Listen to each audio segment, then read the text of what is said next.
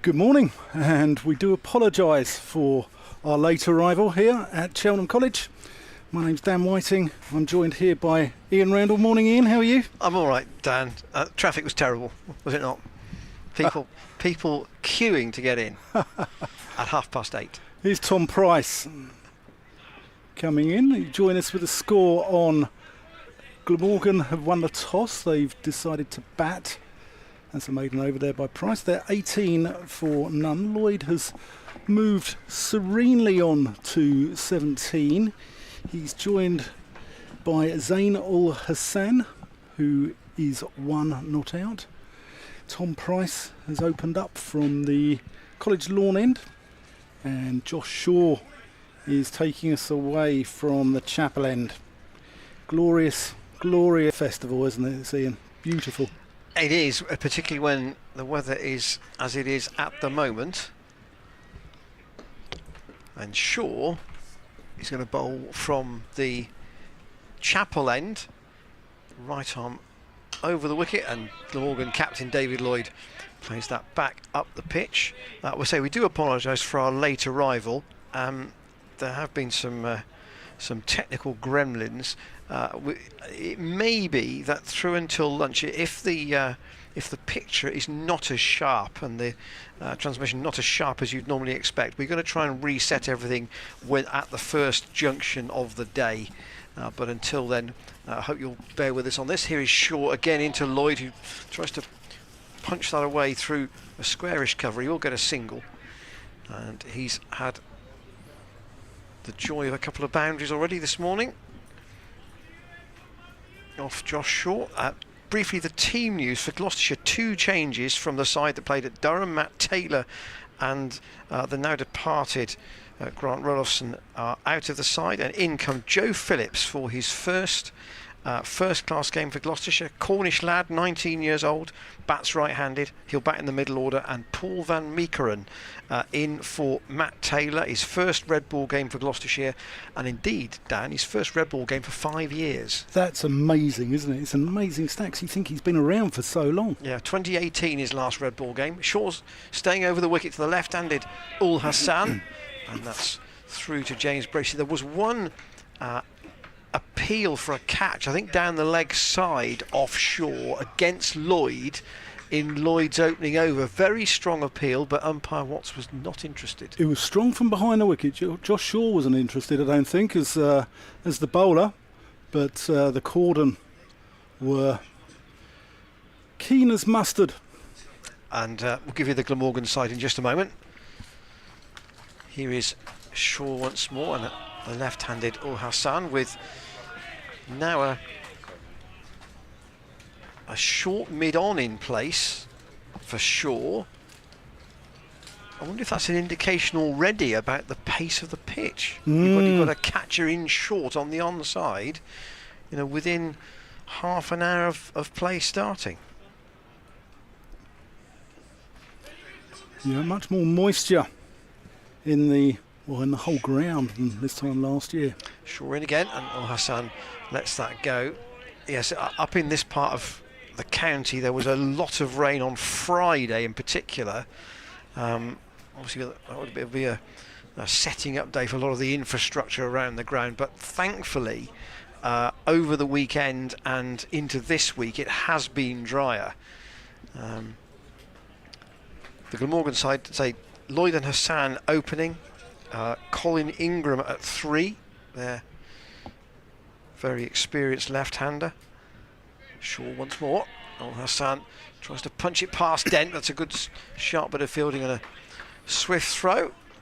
So the end of Shaw's 3rd over of the morning, 19 without loss. Glamorgan. So Ingram at 3, Sam Northeast at 4, Kieran Carlson very much in the runs this season at 5, Billy Root, Chris Cook. So quite a strong top 7, and then basically the bowlers: Andrew Gorvin, young right arm medium pacer, does not very much experience. Tim von der Hoogsten, main wicket taker of the season really. James Harris, very much in the autumn of his career now, and Mitchell Swepson, the leg breaker bowler from Australia. Could be interesting to see him on this.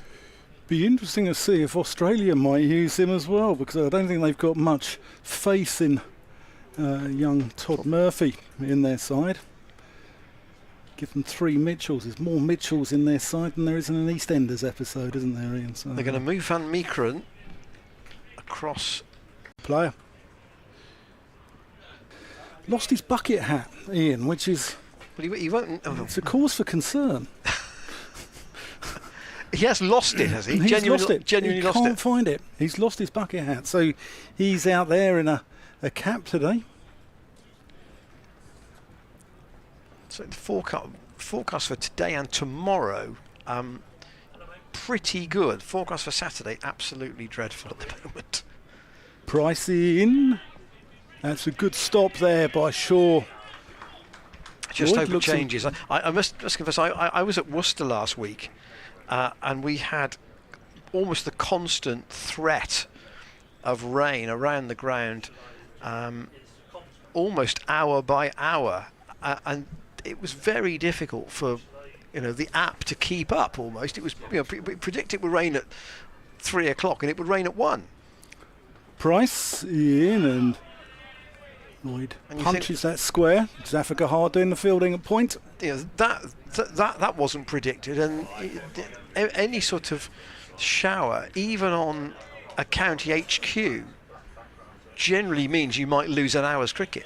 I think with the wind speed as well last week, that any showers you had went through quite quickly, but they also came quite quickly as well.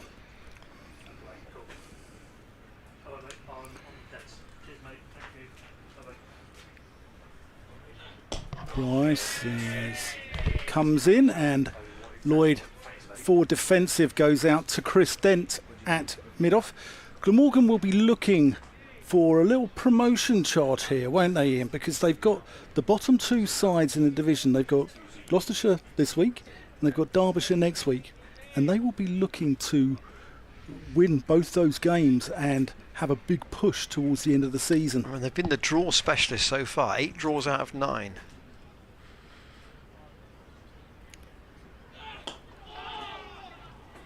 Clipped through mid-wicket.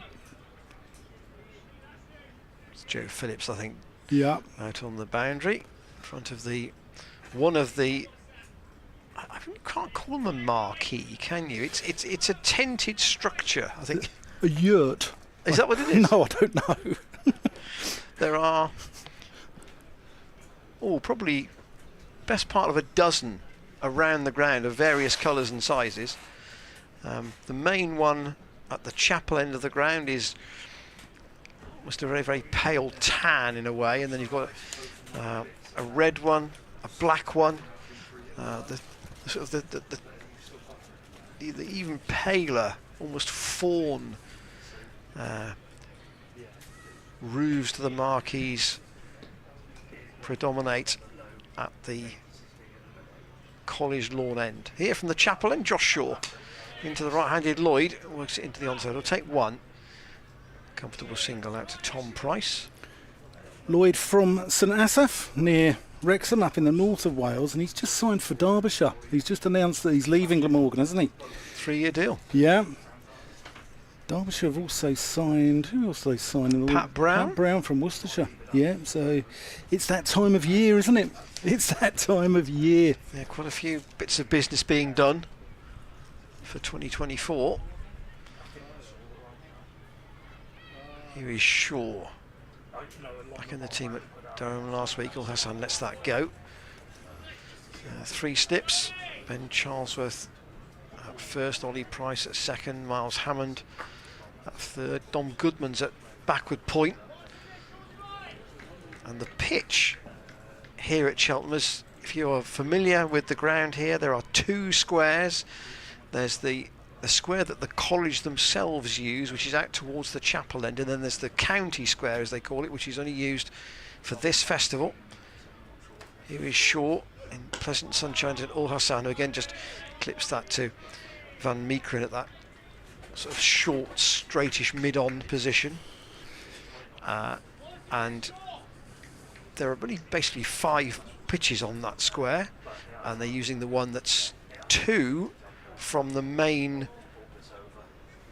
college building, so it's probably a slightly shorter boundary for sure on the offside to the left-hander.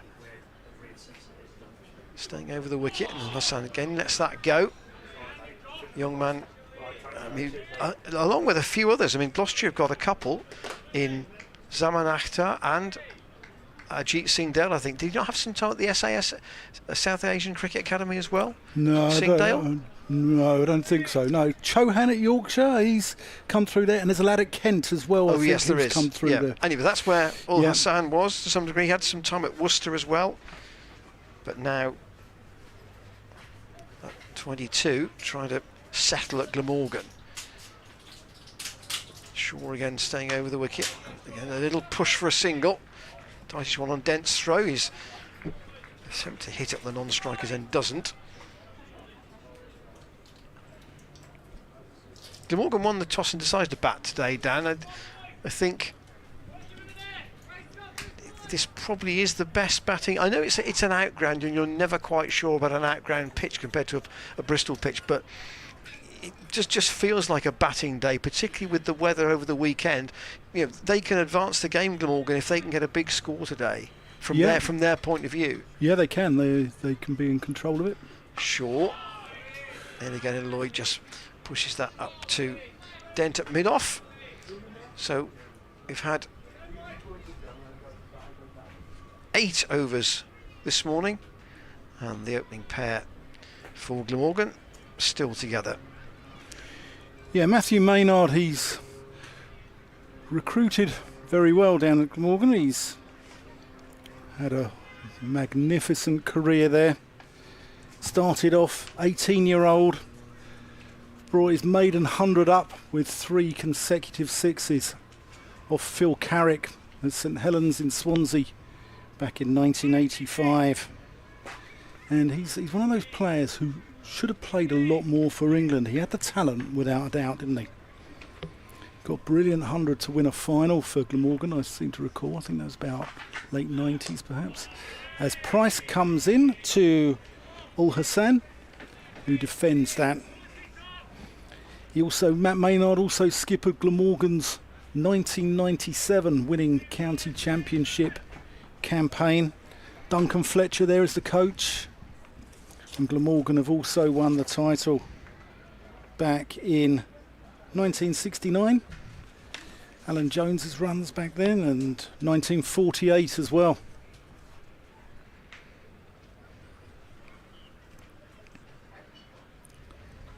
Price in. Hassan defends. It looks rather easy paced, this wicket, doesn't it? Yeah, it doesn't look to be a lot of carry in it. I mean, just to balance that about Glamorgan, their record here pretty good actually. 1 in 2002, 1 in 2006, 1 in 2010.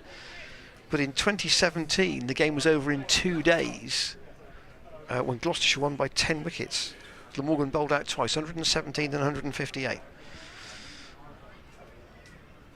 Here's Price in. Ul Hassan defense. Liam Norwell got 6 wickets in the second innings, and Gloucestershire were chased 137 with the openers getting them after three low scores, and Chris Dent and Cameron Bancroft got 137 to win the game without being split. And my question to you, Ian Randall, were you on a day rate or a match rate? I think I was on a day rate. We don't like that. We don't like that.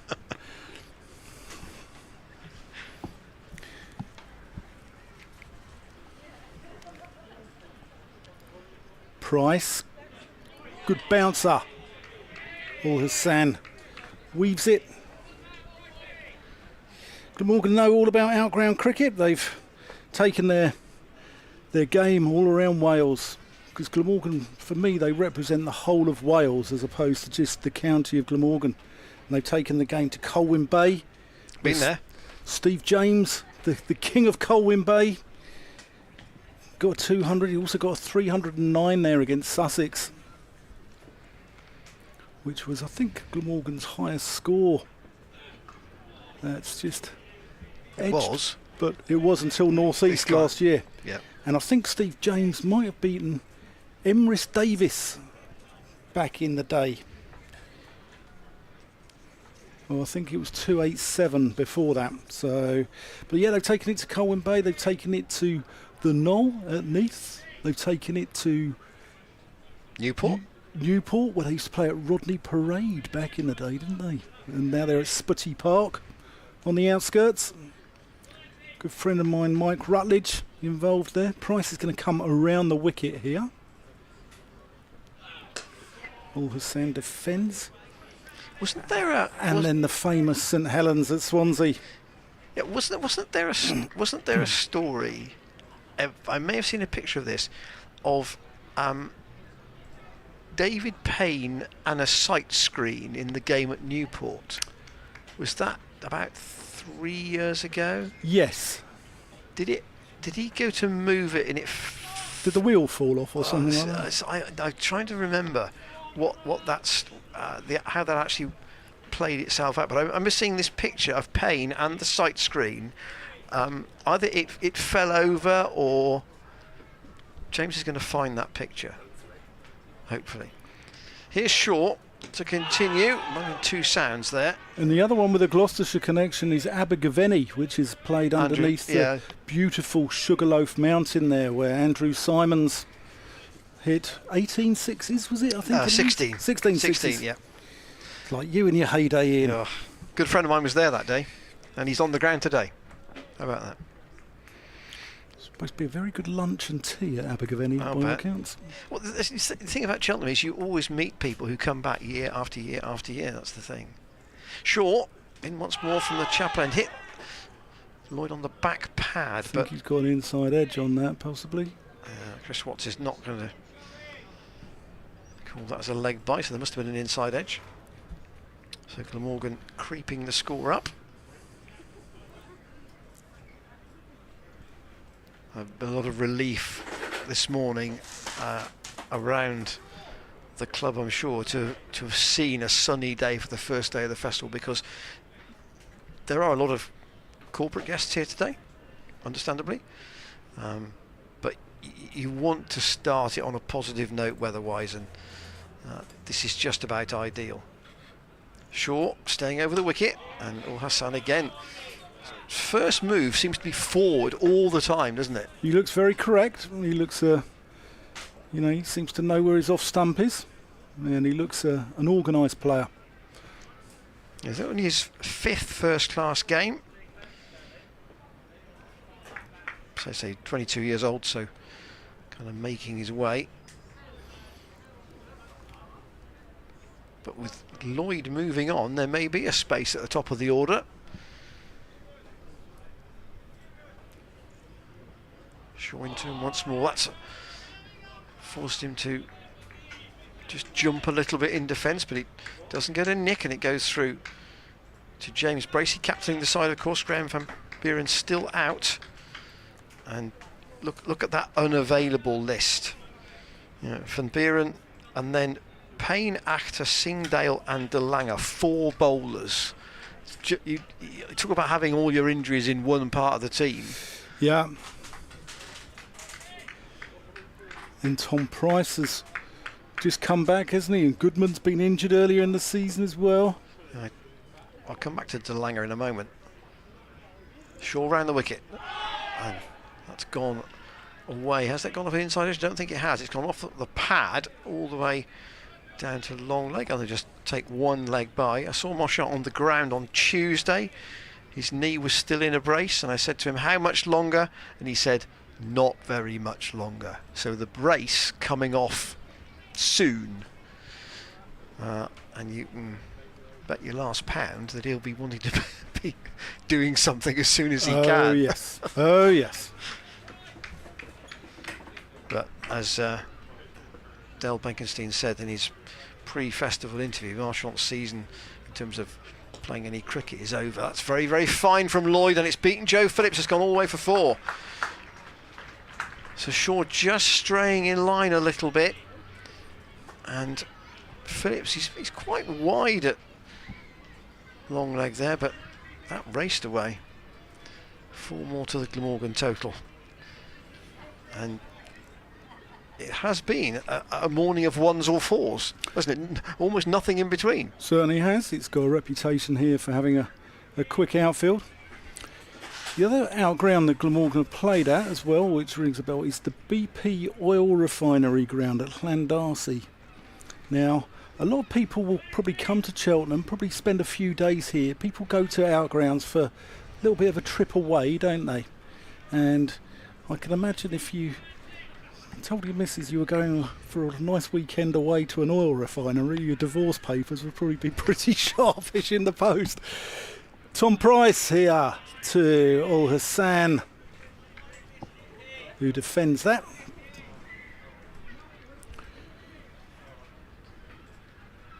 We're here in the tent today. We've got Ben Feasy joining us, who's our match day announcer.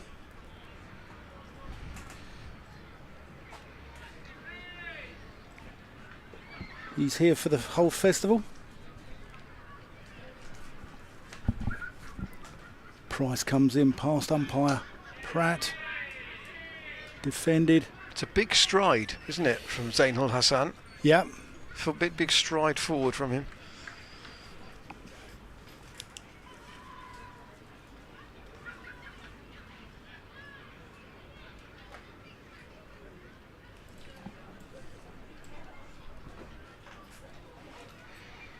Bit of chat in the cordon between Bracey and Van Meekeren. Pleasant shot there. Price fields off his own bowling. Also joined for the day by Gloucestershire analyst Harry Clements. Welcome aboard, Harry. Good to have you with us.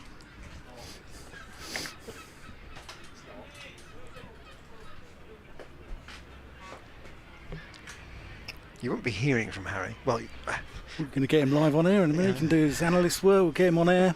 Well, you won't be hearing from him unless he shouts something. And he has promised not to swear.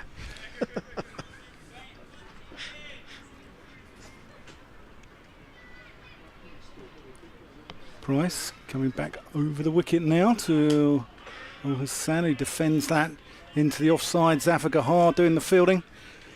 School's day here as well, so we've got a plethora of cricket here at the festival. We've got this 4-day game against Glamorgan, then we have a little break. We've got the Western Storm, I believe, on Monday, and then we've got Worcestershire next Wednesday in a 4-day game. Got the showcase game against Wiltshire as Price comes in, and that's defended. That's on Sunday the 30th against Wiltshire. And then we've got the start of the one-day cup. Start of the 50 over cup, yeah, where we've got Northants, I think, on the Tuesday, Derbyshire on the Tuesday, and Northants on the Friday. So, what a feast of cricket.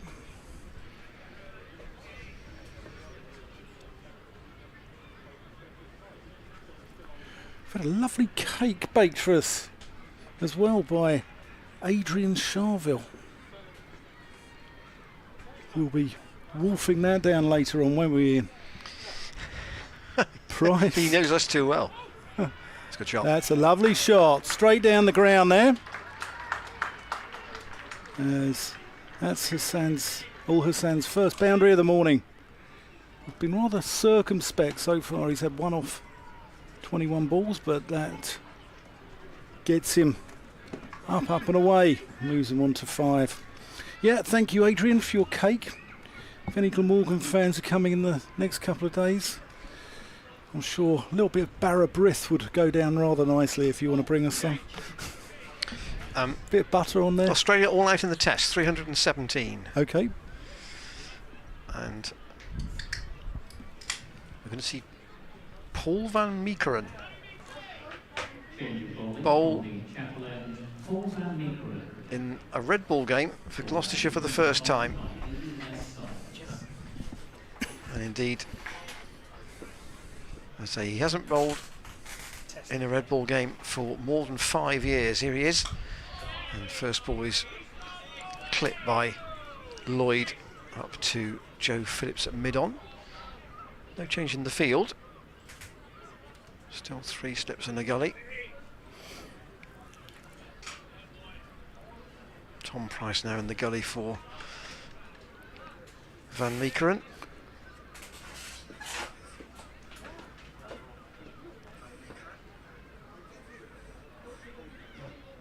Very upright approach to the crease, and Lloyd works that in again to the leg side, fielded by Phillips. Great to see Phillips given an opportunity, isn't it? He really is. He's come through, I think it's Truro Cricket Club down in Cornwall. He's got some runs this season in the seconds, got a couple of half centuries against Kent in a game earlier this month. Yep. And obviously really made people sit up and take notice when he got that 250 a couple of years ago. Was it last year, I think? 2021, yeah. I think. Oh, right, okay.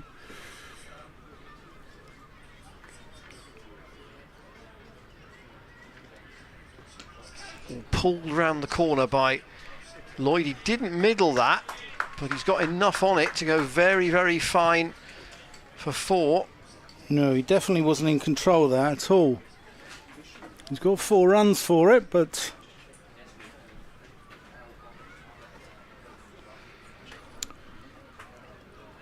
Van Meekeren's always been, in his days at Somerset and in his white ball career, he's always been a wicket taker, but he's always been somebody who you think, right, there's going to be potentially a boundary ball around the corner as well.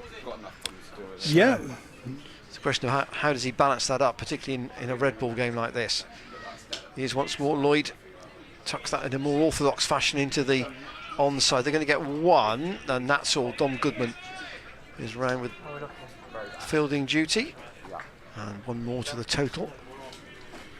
Yeah, good to see Dominic Goodman as well. He thought he bowled well at Durham last week, got 4 wickets in that game against, to my mind, what are a very, very good side in Durham. They really are. They're walking Division 2, and they look a really good side. They're playing really positive cricket under their coach, Ryan Campbell. They've got a top order that have all chipped in this season. Van Meekeren staying over the wicket to Zain Hassan. That's just pushed quietly out to Goodman at backward point. I mean, the point, is it? They've got more than 40 batting points. Yeah. I mean, which is getting nearly, basically 400 nearly every game. Yeah, it doesn't surprise me. All their batters are getting runs, aren't they? I mean, you look at, Beddingham's probably been the quietest. Yeah, he's a major run getter, isn't he, in recent seasons? Ollie Robinson's been a superb recruit for them.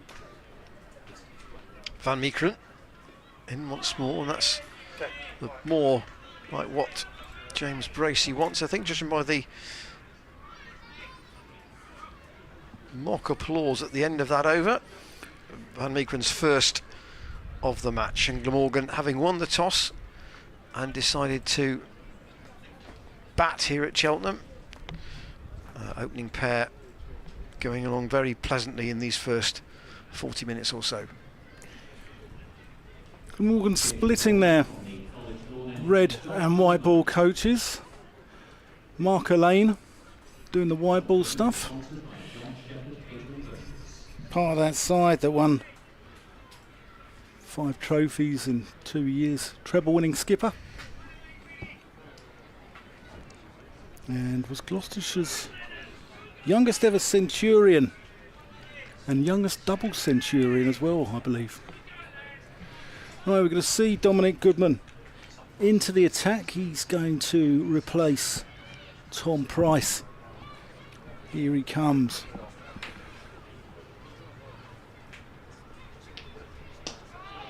So here's an interesting thought. You've got Goodman and Van Meekeren as your first change bowlers, and they are probably the 2 tallest bowlers in the Gloucestershire squad. So the question is, will they... DeLunger, maybe? DeLunger's probably... Possibly. Okay, but will they be able to extract any extra bounce because of their greater height? Yep. Time will tell. Time will tell, Ian. Goodman. Oh, what's that? He's lost sight of that. He's turned his back on that. What's happened there? I don't know if we have replays. We don't have any replays at the moment. We'll be resetting our I don't know what the stream appeal at lunch, was for, so because hopefully it was a long way outside off stump. I don't think he picked it up. I wonder if Goodman's coming over the top of the side screen. Clipped nicely through mid-wicket. He's going to get a couple here.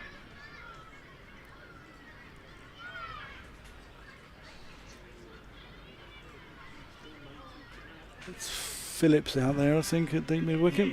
Doing the joining a long line of Gloucestershire players who would have made their debuts at Cheltenham. Yep. I must look through a yearbook and see if I can rattle off a few others. I'm trying to think of Gloucestershire Cornish players as well. Jack Crapp springs to mind. Liam Norwell. Yep.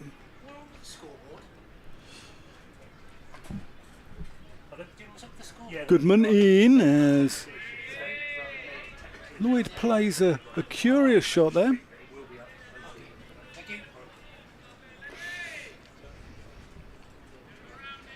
Spoke about Alan Jones earlier. What a legend he was for Glamorgan. 34,000 runs.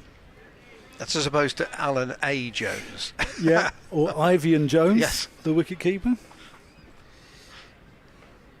Alan A. Jones was a wicket-keeper as well, wasn't he? That one hits the pads. The brisk medium, I don't say fast medium bowler, was played at Somerset. Or was that Adrian Jones? No, A.A. Jones. Okay. Alan Jones. Getting my Joneses all mixed up here, Ian. We've got Emrys Davis. He's on 26,000 runs. Matthew Maynard in third place, 22,000 runs. Gilbert Parkhouse. Hugh Morris played for England. Arnold Dyson. Bernard Hedges. Adam Watkins. And then Peter Walker makes that list as well. Had a fine career in broadcasting. Well, Goodman. He and Alan Wilkins, of course, has become a very good broadcaster since he does a lot in the IPL, doesn't he, in the broad? Stopped playing.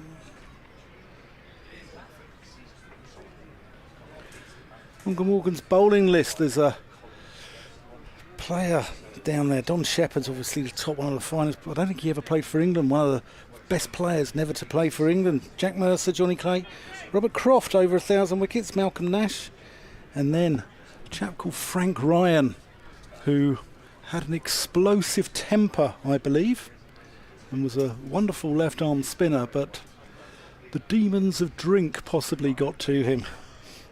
Will Fuller in there, Emrys Davis, and Steve Watkin. Steve Watkin's still on the staff, of course, at Glamorgan. Here is Van Meekeren from the chapel end, and a scamper of a leg by between Zainul Hassan and David Lloyd.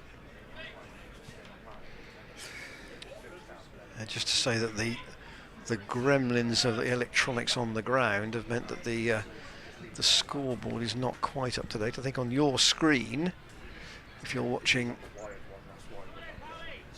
at home, you don't have the scoreboard either, so apologies for that. But the opening pair are still together.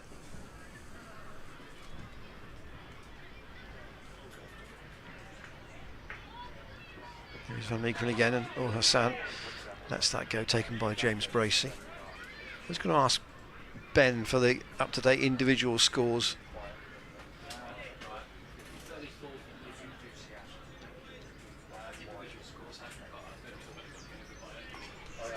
Okay, we'll do that at the end of the over, shall we?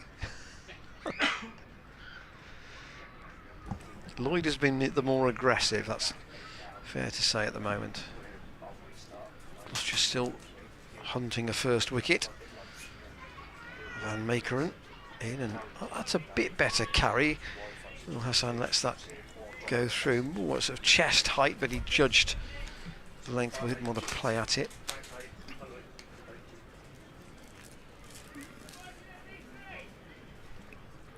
Beautiful Cleve Hill in the background.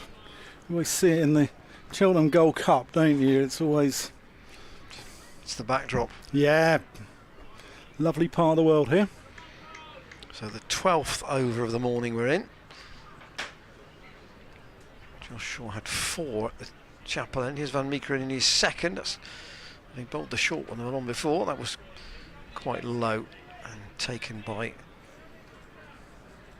Bracey.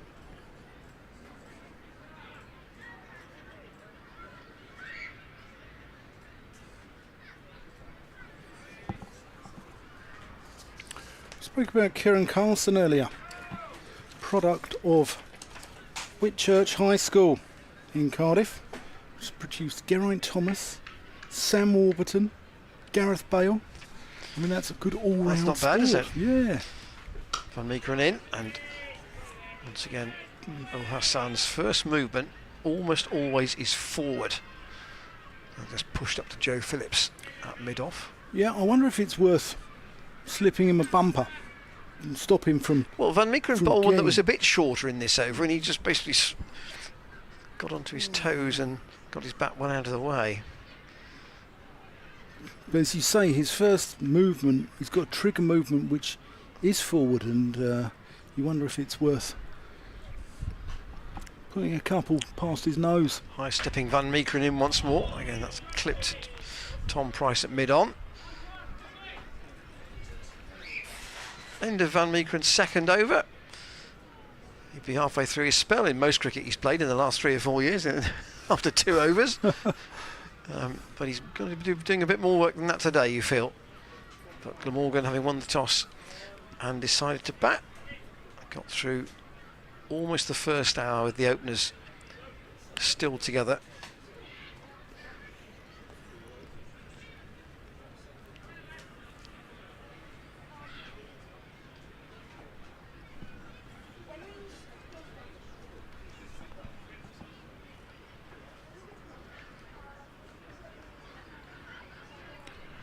So Goodman's going to take us away from the College Lawn end. Zaman Akhtar's on the field as 12th man at the moment. Someone's gone off, not sure who that is. Here's Goodman. Oh, that's inside edge. I did an interview with Matthew Maynard a couple of years ago, and he said he loved those ugly runs, that thick inside edge that went backward as square. And maybe if he picked up 1, possibly 2, and he said he loved those ugly runs as much as he enjoyed a cover drive all along the deck for 4. Goodman, Buckinghamshire lad. I think he's from Amersham or Chesham that way. Oh, that's well bowled. That beats Al Hassan. Outside, he gropes for that one outside off stump. Yeah, it came past Amersham, Chesham that way on my trip up from London. What a pleasant drive as well. The route between Oxford and Cheltenham here. It's lovely. It's not always like that, Dan. It's a nice road. There's nobody on it. No, Oxford was a little bit busy. That's a nice shot. Can only find dent in the covers. I didn't stop at Crocodiles of the World tourist attraction. I thought I'd give that one a miss. You didn't have breakfast at Blenheim Palace on the way past, did you? No, I stopped off at Beaconsfield Services, actually, yeah. I needed a coffee. It's only 45 minutes round from where I am, but when you need a coffee, you need a coffee in. That's a nice shot, but can only find Josh Shaw at mid-off. Listening to me, Dan Whiting and Ian Randall here live on the Gloucestershire stream from Cheltenham College. So here's the thing. The last 8 games here have all had a positive result. Not a single draw in the last 8 matches. You've got to go back to 2017 to find... Well, in fact, I'm not even sure 2017 because Gloucestershire beat Glamorgan in one of the games here that year. I haven't got the other one in my head, but 2018, 2019, obviously no festival, 2020, 2021, 2022, all those games, positive results. Interesting. I think Northamptonshire would have been a draw last year, but Gloucestershire were chasing it, weren't they? They had to win that to have any hope of staying in Division 1. And Graham Van Buren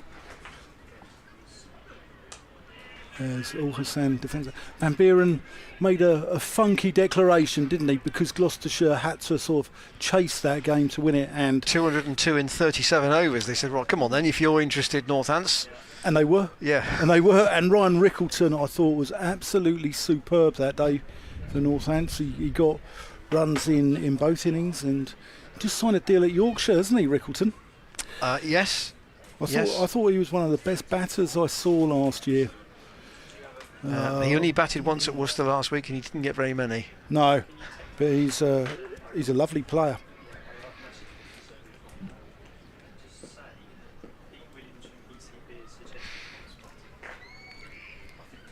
So here, skipper Lloyd leading by example. What's happened? He's got hit on the helmet. Now, has that gone off a top edge or has that gone straight in? Oh, I hope he's all right here, because I think that might have gone through the visor. I hope he's all right, because the helmet went into pieces there, and I wonder if that's gone through the visor. He's standing, he's on his feet, which is a good sign, but he's a bit shaken up. Glamorgan physio are out to attend to him. Delivery. It was sharp, and that's what you feel about Van Meekeren. He does have the ability to bowl a really quick delivery, a really quick bouncer if it's short. And you've been calling on the fact that why don't they, at least vary it and try and drop the odd shorter one in.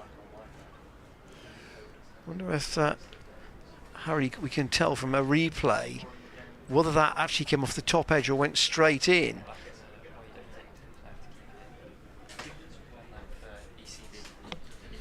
Yeah, we're just checking he's okay before we show that. I think he's all right. He's on his feet, and helmets are much better these days as well. Technology's advanced, hasn't it? Helmets are much more safety conscious. But they'll need a replacement one. But it does shake you up, it clangs, and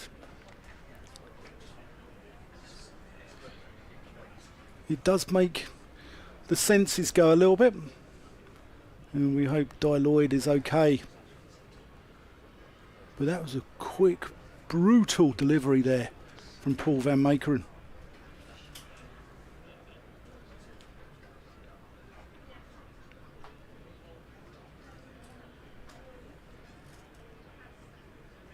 Looks like Zaman Akhtar is able to go off the field again here. He was, temporarily on just for an over. May have been Miles Hammond who was off the field, I think, but it doesn't look as if Lloyd is feeling that he needs to come off here, does it? No, They obviously give him a new helmet. That's protocol. Standard practice now. But umpires Watts and Pratt just checking that he's going to be okay to continue. There's about 4 different pieces came off the helmet there, didn't there? It all went.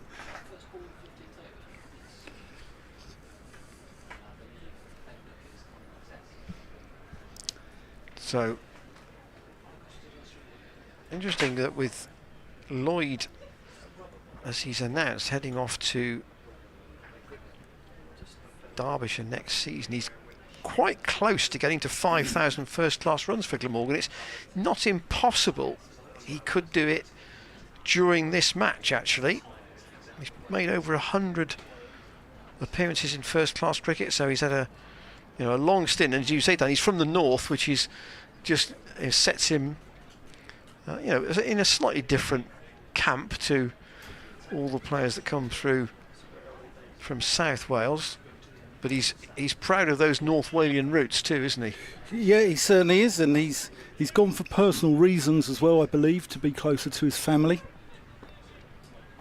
So good to see he's okay, though. Complete with a new head guard. And Meekeren comes in again, and unsurprisingly, that's a short one. That was not a surprise. That's what would have been a surprise if Lloyd had taken it on. Yeah. Yeah, I think he was always going to swear to the way of that. And you saw Chris Watts with the signal. That's 2 for the over as he's judged it.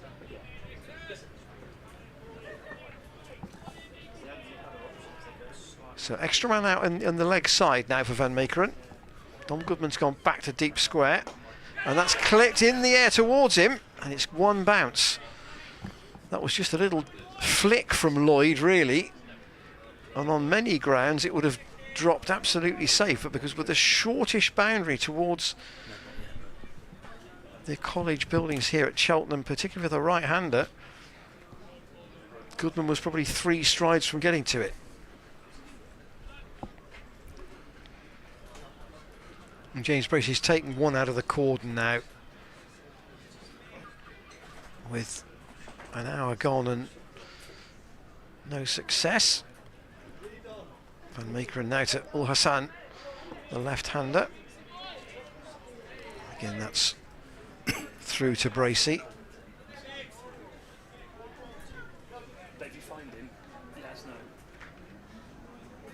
Quite a lot of spectators out of the front of the marquees. Yeah, Jack Russell was here. Hopefully watching the play and not with their back to. I could see 1 or 2 with their back to the play. Should never do that. Never. Jack Russell's here. It's a bit like saying, does your dog bite? The answer is all dogs bite. In the same way that, you know, a cricket ball can go anywhere on a ground, can't it? You can't just assume it's not coming near you. Ul Hassan tries to flash that away through extra cover. James Bracey took that quite low down behind the stumps. Interesting looking at the Gloucestershire averages yesterday. Chris Dent's top of the bowling averages. Sorry, a little trundle. He's bowling sort of left arm seam now, isn't he? Like little wobblers. 1 for 1 this season. Yeah, he used to be a left arm spinner back in my day, Ian. No, my day's before your day, Dan, as you know. Yeah. As you keep on telling people. Wow. Van Meekeren, the chapel buildings behind him, and clipped away off his legs by Ul Hassan down to Joe Phillips at deep square. And just a single end of Van Meekeren's over. I wonder. We did joke about the fact that, you know, he hasn't played red ball cricket for a long time.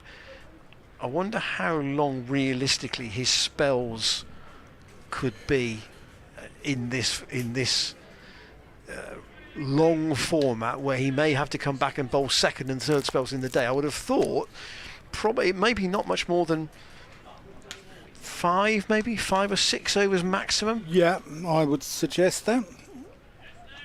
Maybe even less than that. Yeah, it'll be interesting to see also if we see Zafar Gahar come into the attack, and when we see him. Will he come in before lunch? Here's Goodman. Ul Hassan, who lets that one go. Goes into the gloves of James Bracey. One of the good things about Cheltenham is there's always talks in the marquees here for cricket lovers. There's cricket societies here. There's the Cheltenham Cricket Society, of which you're a member, Dan. A member. I was going to say Le Grand Fromage, but you're not quite, are you? No. But you're up there. That definitely wouldn't be me. Goodman, and that's a thick inside edge, which runs out to Van Meekeren at deep square, and they pick up a single. So we've got a number of cricket societies, and we've got some talks. Ian and I will be having a chat with some Gloucestershire players at lunchtime. Some injured ones, not the ones playing in this current game. That would be quite fun, wouldn't it?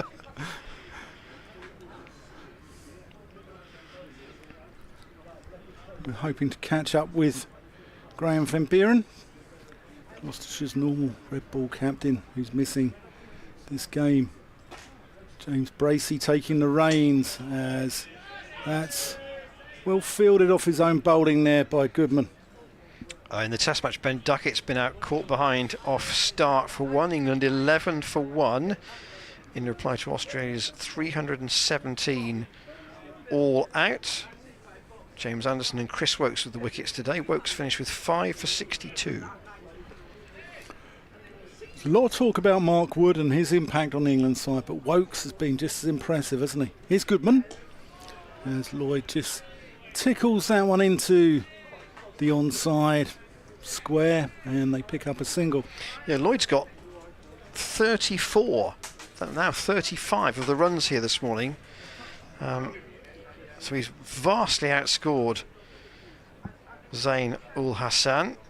Tom Price's opening spell, by the way, 6 overs for 7, and Josh Shaw 5 overs for 24. Those are the figures for the opening stints. It's a nice shot there. Square drive from ul Hassan. Can't beat the fielder there. I'm trying to see who that is. Who is that? Is that Phillips? That cover point.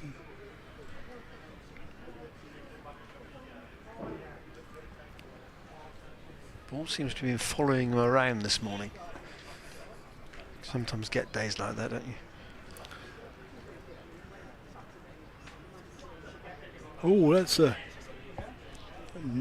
to be a no ball for a bouncer overhead height there from Goodman. It's a little bit of, I thought this was a sluggish pitch at first, but there seems to be a little bit more carry in it now. We saw that was very short though. It was very short, but we saw the one from Van Meekeren to Lloyd where it hit him on the head.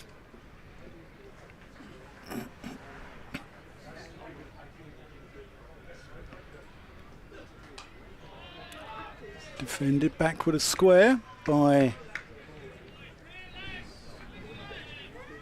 Zain ul Hassan. That completes the over. So we've got 50 minutes to lunch.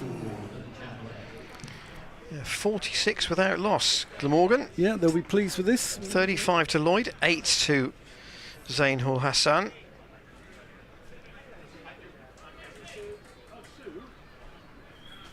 And I say Lloyd obviously dominating the board.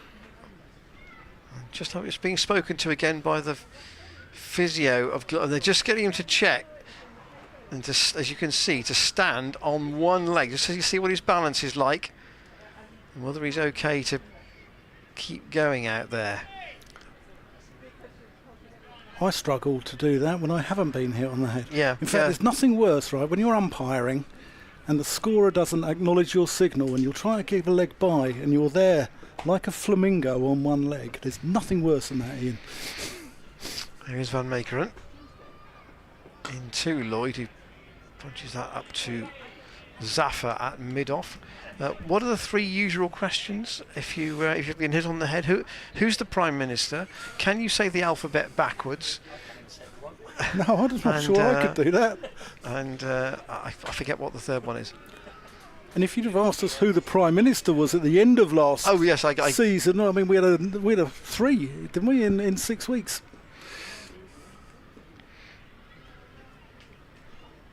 Lloyd, just the 2 slips in the gully for him now, and clipped around the corner back into the tall figure of Dom Goodman, who's at backward square. It's basically 1 or 4 on that side of the ground today. If there was ground to make up, you might run a 2, but it would need to be a very certain weight of shot.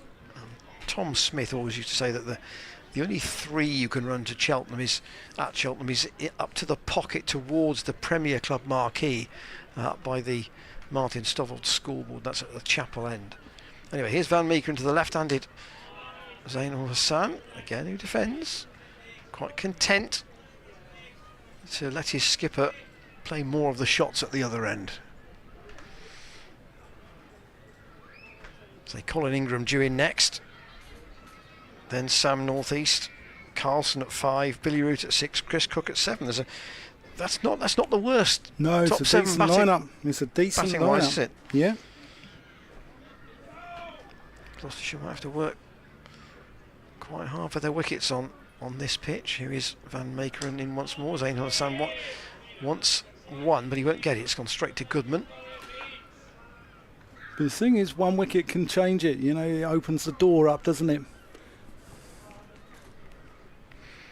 That's what the players of Leicestershire and Worcestershire would have been saying yesterday. They had a fun day at Grace Road, didn't they?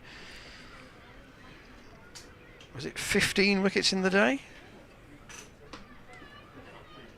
In fact, Worcestershire already batting in their second innings. Wow. And here we are, an hour and a quarter into the second day of that game.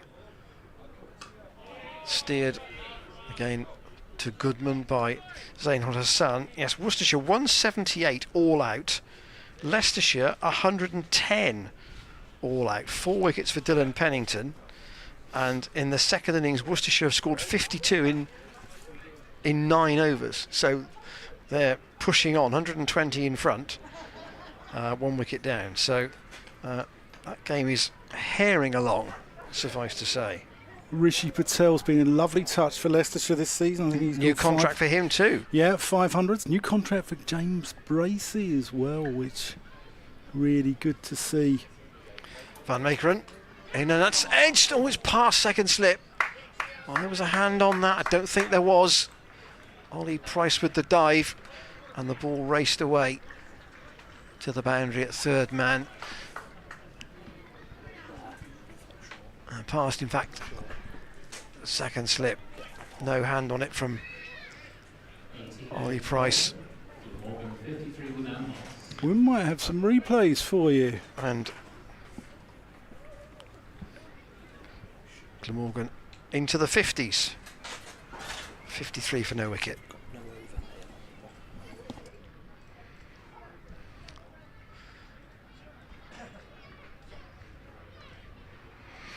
Goodman's going to continue from the College Lawn end of the ground. Here he comes. High need approach in.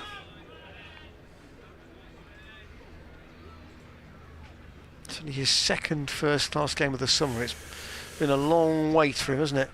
Yeah, I like him as well. I think he's got a little bit about him. I think he offers something a little bit different. One of the politest lads around as well, isn't he? Well, even more polite than the Prices. Oh, they're so polite. Honestly, they are.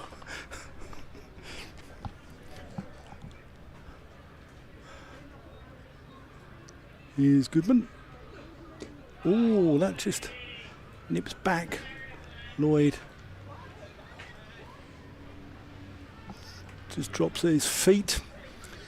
Yeah, Tom Price is very polite. I can imagine him, you know, turning up at the Price household, and he'd put out the mat for you to wipe your feet, take your coat, probably take your shoes off for you.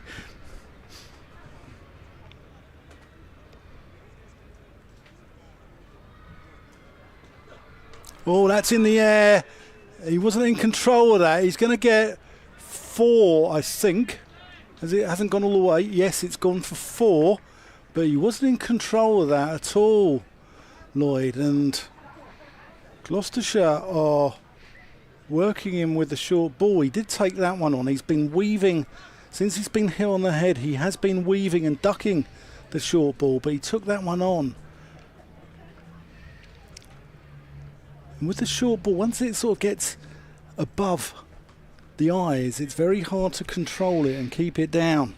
I might argue you might have been better off there playing almost like playing the scoop shot, because there's more room behind the slip cordon than there is down towards the scoreboard. Here's Goodman. Because that Lloyd ball was forward. outside off stump, so he's pulling it from outside off stump, you know, right round, whereas the Dilshan scoop would have just lifted it into Or just ramp it over sort of third, down to third. Yeah. Why play the hook?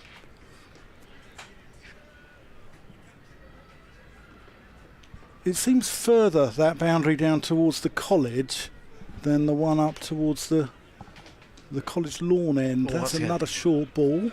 That's got to be a no ball as well, surely. There's a no ball, yeah. 2 more to the Glammy total. So I think Goodman's probably worked out now that if he really does bang it in, there's there's more than enough bounce to bowl the short ball that will follow David Lloyd. Yeah, agreed. So here he comes. That's a lovely shot there from Lloyd. Straight down the ground, textbook. 4 runs. Let's have another look at this. Yeah, lovely. Showing the maker's name.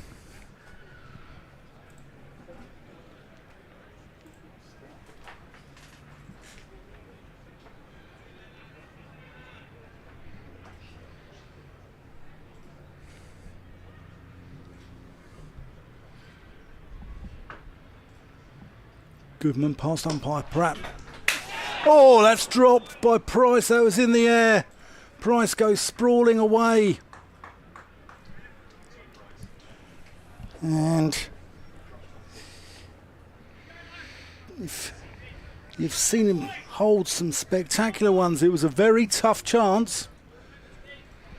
But Tom Price is a very, very good fielder. yeah, Lloyd on 44. You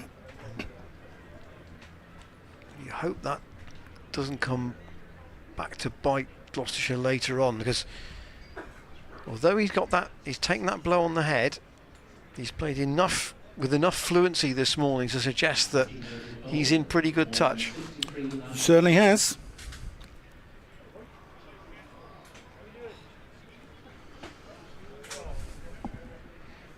And Meekeren's going to continue from the chapel end.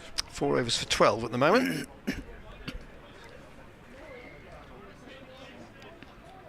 Luke Charlesworth's on the field.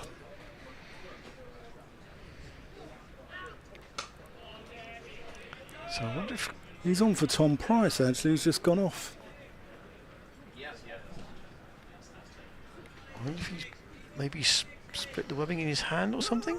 He went off straight away, so maybe he's getting his bowling boots back on, perhaps. I don't know.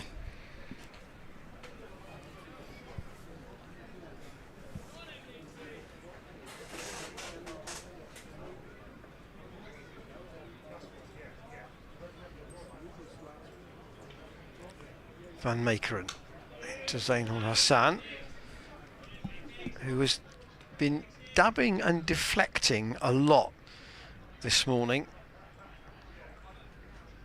If he's playing defensively, which he has done for the vast majority of the hour and 20 minutes he's been out there, he's been steering the ball to backward point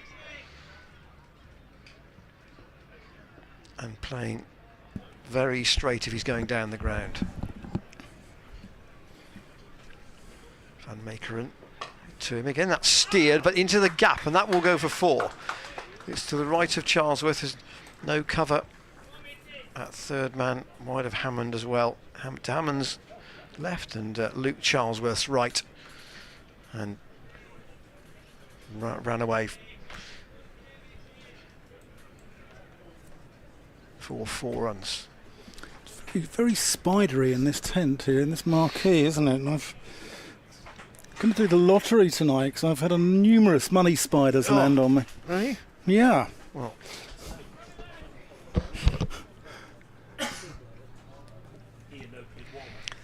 I've got a money story to tell you actually in a minute. Here's Van Meekeren in. I steered on the bounce to Miles Hammond. James Healy's just said, have you opened your wallet for all these spiders to come out? No, I tell you what I have That would be moths, I think. Yeah, that would be moths. I had some very good news this morning. Does your car, I'm sure it does because it's a posh one, does your car have a cam belt? Do you know? Yes, it does, yeah. It does, yeah. Yeah. Because I was told that mine had to be replaced at 60,000 miles. Yeah, they try to do that. Van Meekeren in or in the air, but just dropping literally 3 or 4 yards from Zainul Hassan. No close catch, were able to get onto that. Here we go, here's the replay. And Meekeren just giving both these openers here the hurry up. It's good to see. Bowled well, I think, Paul. So my car is approaching 60,000 miles, and therefore I was expecting, you know what's coming, I was expecting to have the cam belt changed. Right. So I rang the garage and said, I've got to book the car in. It's due to have a service and to have the cam belt changed. And the lady on the other end said, we've had new advice from the manufacturer. Oh. Here is Van Meekeren in, and Zayn Hassan lets that go through to James Bracey. Good carry there, Bracey taking that shoulder height. End of the over. The Morgan openers still together. They're going to have drinks here. So talk me through your cam belt. 67 for no wicket, Glamorgan. And they said, new advice from the manufacturer. Since the 1st of July, they now say that the cam belt is not necessarily changed at 60,000 miles. But it can go, they think, to 160,000. Well, there you go. And let me tell you, that was a significant financial bonus. I bet. I bet. That I do not need to have that particular job done. It's because you came here yesterday, and I bet one of those money spiders landed on you. I bet that's why your cam belt doesn't need changing.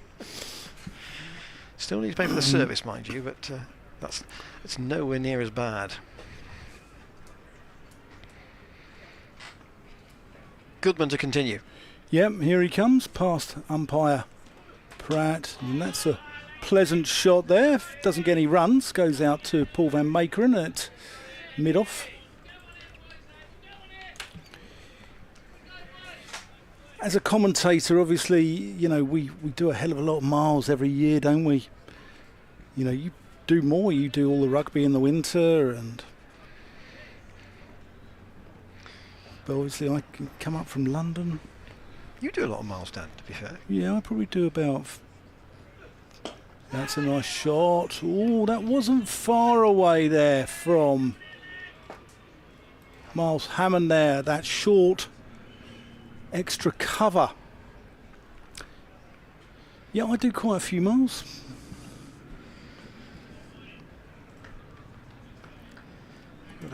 Effectively a close catcher in front on both sides of the wicket here, hasn't he? So yeah, Hammond is at what I would call a short straight mid-off, and Dent at a short straight mid-wicket.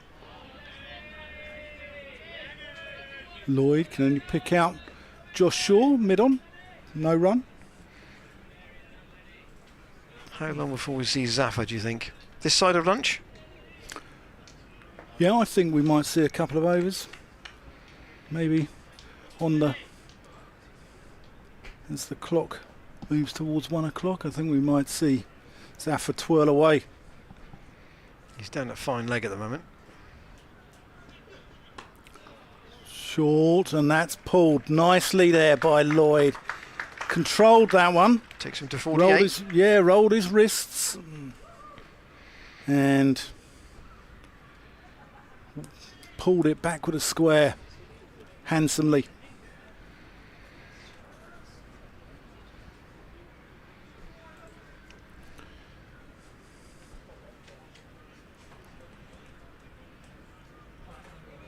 This equals his highest score of the season at the moment. Wouldn't think so, the way he's batting. No, he looks in good touch.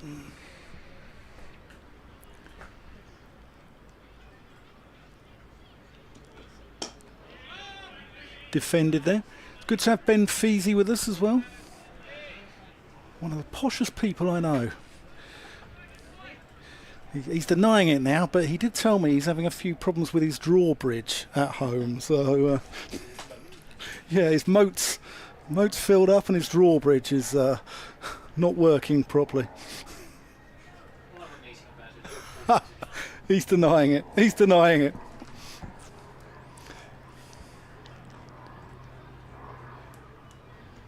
Goodman in as Lloyd just works that one around the corner as well. 50 for David Lloyd. That's his 50 up. Yeah, well batted. 50 for Lloyd. 57 balls, 10 fours. 10 fours, 57 balls. And yes, 10 fours out of 52 shows you how it's been this morning for him. yeah, he looks very fluent. He looks very fluent. 21 overs bowled, Glamorgan 75 without loss. Good start this by the visitors. Doesn't look a bad toss to win, does it? No, they'll be very pleased. And we're going to see Josh Shaw replace... Van Meekeren, so 5 overs for Van Meekeren. Yeah. Probably about what we'd have thought. Yeah, I think. Yeah, I agree. From the Chapel End, Josh Shaw.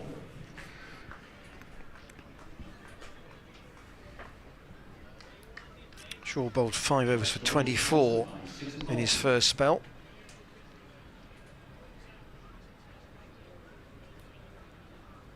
I'm just looking to James Healy here. How have you thought about the pictures over the last half an hour? Have the pictures been solid? He's fingers crossed, he said. Here's Shaw back into the attack. Clipped very fine by Zain ul Hassan. That'll be 4 more. So at the moment, Gloucestershire extracting a bit of bounce out of this pitch. Van Meekeren and Goodman have managed to give both Lloyd and Zain ul Hassan the hurry up a little bit, but it looks good wicket, doesn't it? They've capitalised on anything that's been errant, and the outfield, despite not looking awfully quick, it's quite lush here at Cheltenham. On your pictures you can see that very few bare areas at all. The only bare areas are on the College Square and 1 or 2 areas on the warm-up wickets. But the ball is running away quite quickly. Shaw once more. Zain ul Hassan past Goodman. No, good stop. They'll just get 1. If it had got past him, he might have struggled to haul that in at point, but able to dive on it.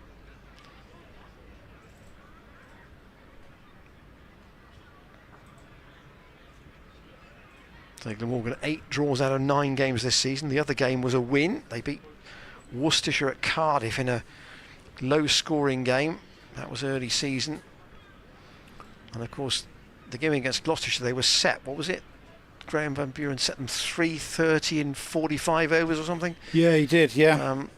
Which, in that sort of a chase was probably. Well, they had them 3 down, didn't they? Yeah. Early on. Shaw into Lloyd once more. Gentle push up to Zaffer. Two of the Glamorgan boys wandering around with the bowlers. Tim van der Hoesten amongst them. Jamie McElroy with the beard.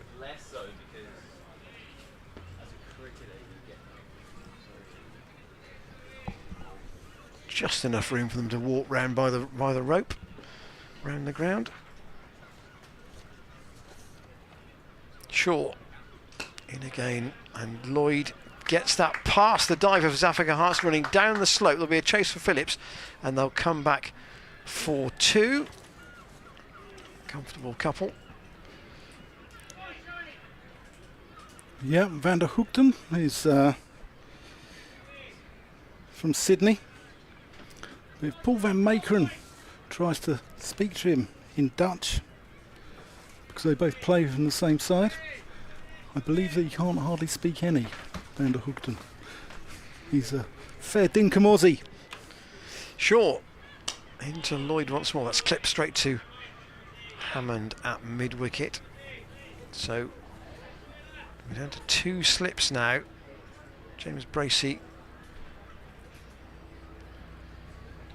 trying to contain a little bit, trying to dry the runs up to try and force the mistake.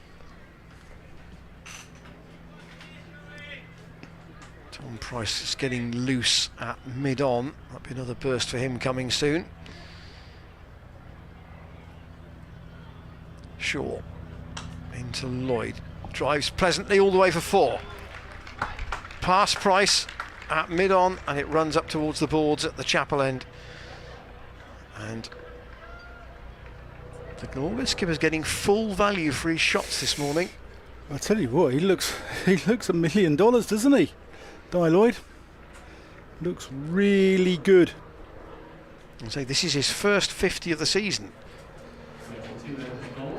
And you'll see we've got our ticker back up on the screen as well. So you can see the score at home.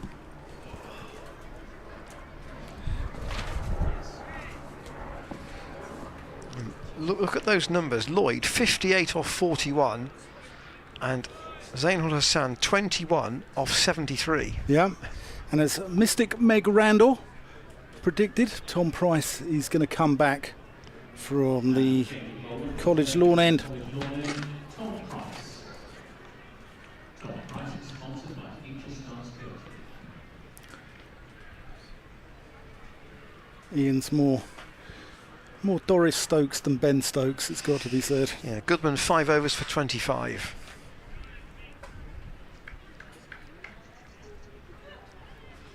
So Price by some distance so far the most economical. Here he comes. Slightly curved run into the crease. Big appeal there. Umpire Neil Pratt having nothing to do with it. Turning it down. Match referee today is Wayne Noon. Played for Nottinghamshire, I think, back in the day. Was he at Leicestershire as well, possibly? I think so. Yeah, that sounds right.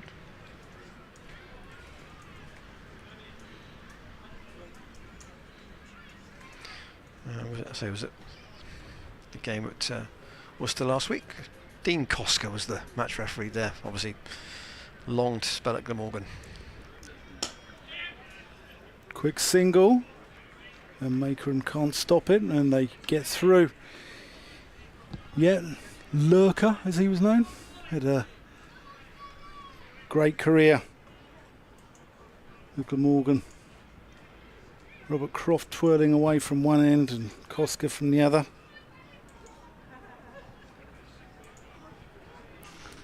They had a good side. Koska came in sort of, I think he played a few games in that 97 championship winning season, but he was young then, wasn't he? But there's a lot of homegrown lads in that side. Price in, all his sand defence. People like Tony Cotty and Steve James. He was a Gloucestershire lad from Lydney and was offered a contract by Gloucestershire but chose Glamorgan. Father ran a sports shop. Did in Lydney, yeah. Monmouth School, I think he went to, didn't he? Price in. That's thick outside edge. Played with soft hands. Hammond's in pursuit. No, it's not Hammond. It's Phillips in pursuit. And he's 2 more to the total.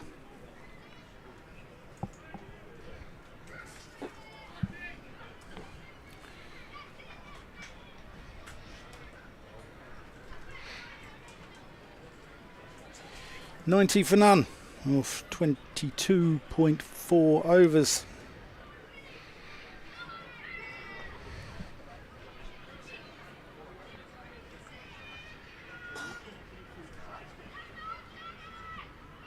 It's had a very steady rhythm about the morning, hasn't it, at the moment? Yeah. Defended there into the offside. Steve Watkin was part of that side. 97. Matthew Maynard, obviously, skippered it. I think they won the title at Taunton. I think they needed only about 8 or 9 to win or something like that in their second innings.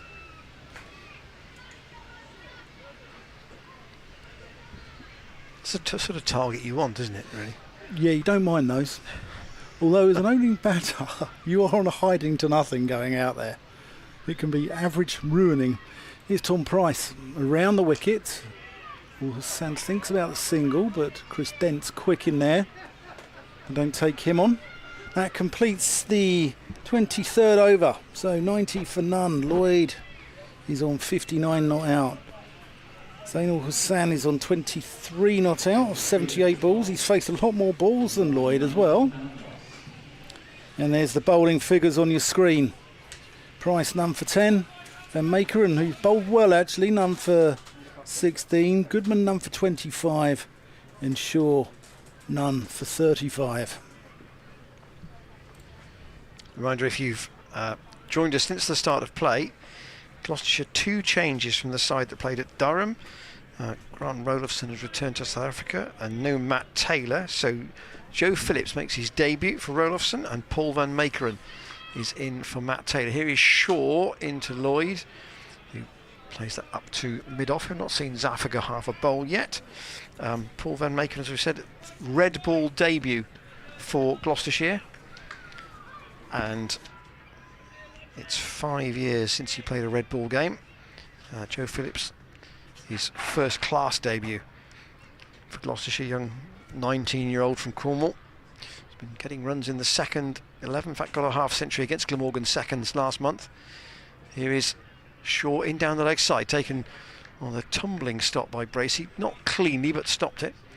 And in fact in his last red ball game, that was against Kent, Joe Phillips made 63 and 95, so he's got a little bit about him. Yeah, evidently. Yep. In pretty good nick at the moment. Shaw in, pleasant driver straight to the fielder by Lloyd. A feeling is Phillips might bat at 5, possibly above Bracey, and then it looks like Bracey's kind of becomes the insurance policy. Rather than leave Phillips with Zafagahar and Tom Price beneath him, which is not a bad pairing, by the way. No. But if you've got another genuine bat beneath him, it's that scenario. You don't always have the worst bat batting at 11 necessarily. Shaw in, and Lloyd lets that go outside the off stump, down to 2 slips. Only Ben Charlesworth and Ollie Price in the slips at the moment. And Glamorgan's bowling attack, I say they've got Mitchell Swepson, the Australian leg spinner. The seam duties, Von der Huchten and Harris will probably share the new ball. Andy Gorvin, Zainul Hassan can bowl as well, and Sam Northeastern might bowl a bit of off spin as well, but probably 4 main bowlers for them. Lloyd just again comes forward and steers Shaw out into the offside. I was doing my research, Ian, because you know I'm a very meticulous man, as are you. And James Harris, I was actually quite shocked. He played for Glamorgan 2s when he was 14 years old. He got a contract when he was 15. Yeah, he's been around a long time. I knew he was young, but long time. Shaw into Lloyd. The sun's gone in just at the moment, and it's a tidier over from Josh Shaw, but still no joy for him. Still no bucket hat and no wickets in the wickets column. Harris got ruined a little bit at Middlesex, didn't he? He tried to sort of change his action in an attempt to get quicker because he was after that England spot, and they meddled with his action. He was never quite the same after that, although he got I remember him getting a 9 for 34 against Durham at Lord's for Middlesex. I think it was the year before Middlesex won the championship in 2016, and the scoreboard's working. What? The scoreboard is No, up. it's not. So it's nearly working. It's nearly there. It's been trying to catch up. The scoreboard on the ground, not the scoreboard with you at home. Tom Price, squared drive there from Ul Hassan, but the field has gone out to deep point.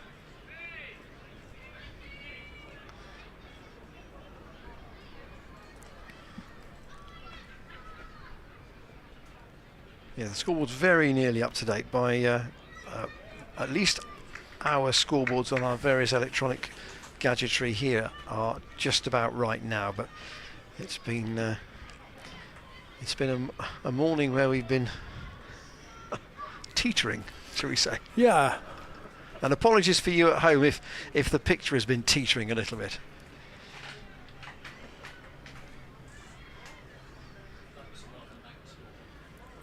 Price over the wicket, that's a bit quick. It looks a little high there. Peel for LBW, but looked a little high. Looked like it was going over the top from side on here. Yeah. Yeah, possibly going down as well. But on a morning when you haven't taken a wicket, you just need a shout, perhaps, just worth to a shout. Yeah, worth a shout. just to update it. The board on the ground now mirrors what's happened out in the middle. Yeah. James Healy is visibly aged this morning, it's got to be said. Price in. Oh, and that's a bit of a leading edge there, possibly. Let's have a look again at this one.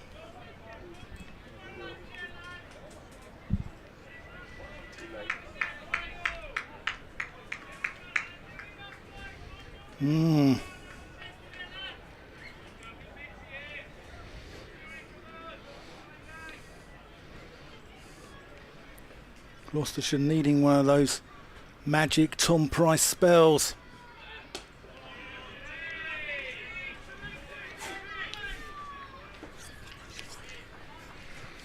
Just looking at, you mentioned about the numbers of draws that Glamorgan have had this season, and I haven't looked at all their results in detail, but I think this may be a bit broad brush, but the sides who have drawn a lot, the problem has not been the run scoring, it's been bowling teams out. That's the thing in Division 2, there's been a hell of a lot of draws, apart from Durham. And that's why the table is so condensed. Price to Lloyd, who defends that. Yeah, but Sussex in particular have scored a lot of runs, but have had some very high scoring draws. They had a game against, was it Worcestershire, where some like 1,400 runs, and even in the last over on the last day, both sides could have won. There's some good wickets around though. Hove can be flat, Cardiff can be flat, Bristol can be flat. Leicester can be flat. Though not this week. No, Price. That's defended into the offside. 91 for none. Ul Hassan on 24, Lloyd on 59, and there's just under a quarter of an hour left till we adjourn for lunch. There's 25 overs bowled so far, which is not a massive amount. They might just about get to 29 by lunch, unless we have a brief burst of Zafar Gahar at that point. I think Dan Whiting's thinking about his lunch, having had an early start this morning. Yeah, well, Ian and I will be leading a talk in the marquee over on the other side of the ground. We'll be interviewing Graham van Buren, Marshong DeLange and David Payne over there. Give you an update on the test score in a moment. Here's Shaw here. That's nicely played by Zainul Hassan. Into the gap on the offside. There's a chase for Tom Price. They will take two.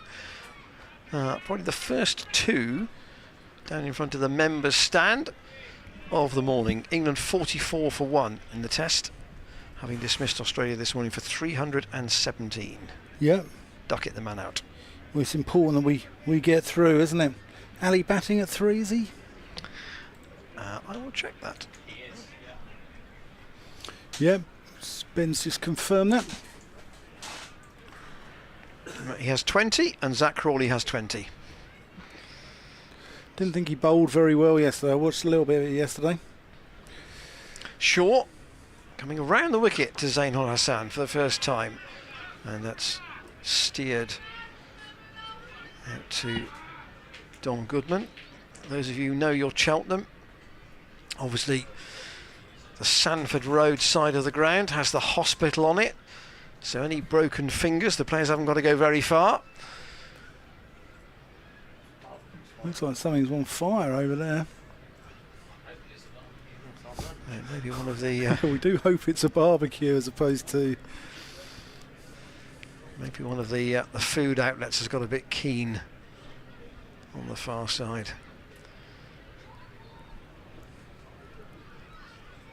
Shaw around the wicket to Zainul Hassan, punches that into the ground. Shaw fields off his own bowling. It was like the old days at my ground at Southgate. where Middlesex used to play, use it as an outground, and you used to see plumes of smoke rising up behind the pavilion. You used to think it was a barbecue, and it was Phil Tufnell round the back having a cigarette. So I thought he was prone to just having a snooze whenever he wasn't involved in the, the game. He was known for sleeping. Sure. And again, Zain Hassan, this big front foot stride that we've seen so much of this morning, again in evidence. Just been told that Zach Crawley has reviewed an LBW and was overturned. He's been given not out. Now, make them pay, Zach. We do apologise to any Australian listeners here for our partisan views on the Ashes. Sure. Past umpire Watts, but that's down the leg side. Taken by James Bracey. Probably doesn't apply to this particular pitch, but if you go 2 pitches further across this square, which we will do during the festival, there's just a little bit of a slope across the square, which sometimes not only aids the spinners, but can aid the movement with the quicker bowlers as well. This is probably one of the flatter ones in every sense, and Zain Hassan again comes forward and defends.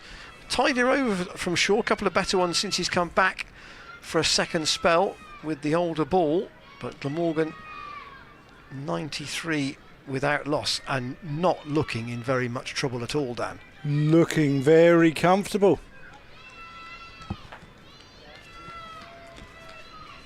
10 minutes to lunch, they'll, I'm sure, be starting to think about getting safely to that point and not.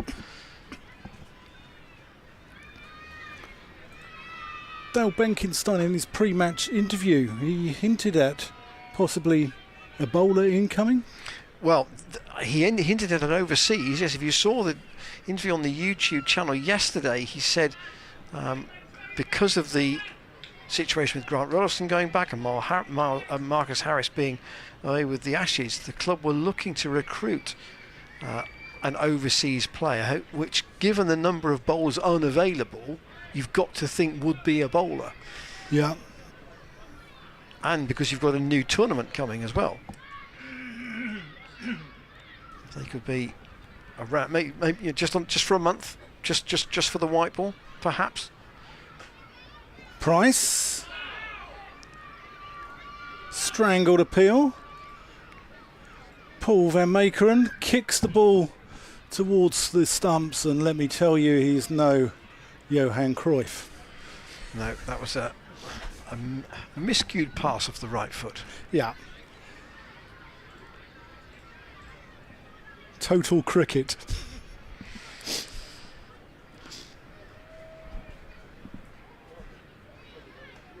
And Meekeren just asking where Tom Price wants him to field, and the answer is he's gone back to a more orthodox cover. He's not in that short, straight catching position for Zain Hassan. Price bustling in.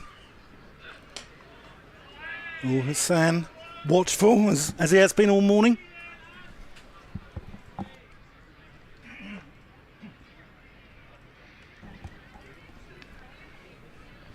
A little bit of cloud cover coming in. Not as bright as it was half an hour ago.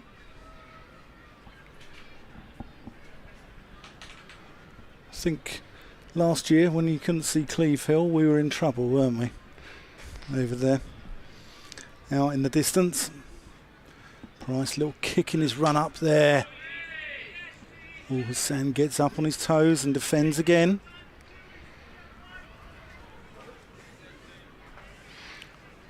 Price is 100 at Worcester. I mean, he's actually top of the batting averages at the moment.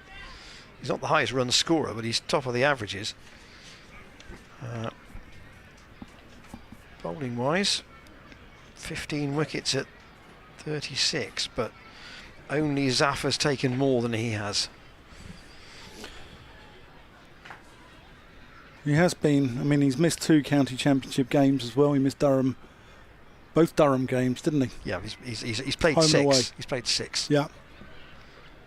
Here he is. Well bowled.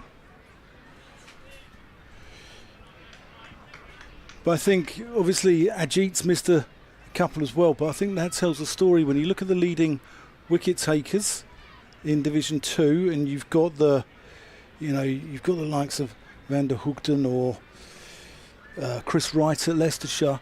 They're on sort of 28 to 35, aren't they? Around that mark. Van der Hoogten's 34, I think. Is he? 34 wickets, yeah. Chris Wright as well. He's up there, I think. Here's Price. That's Shaw and pulled. And nice shot there from Ul Hassan. Gets him 4 runs. Yeah, Van der Hoogten 34 wickets at under 24 apiece. Yeah. As we said, Cardiff can be flat He's as played well. all 9 as well. Yeah, Cardiff can be flat as well. So you could go to your point about the Gloucestershire bowlers. Price has played 6. Zafar has played 8. Zaman Akhtar has played 4. Matt Taylor's played 4. Ajit Singh Dale has played 6. Price into Ul Hassan. Delanga has played 4. Obviously, won't play any more.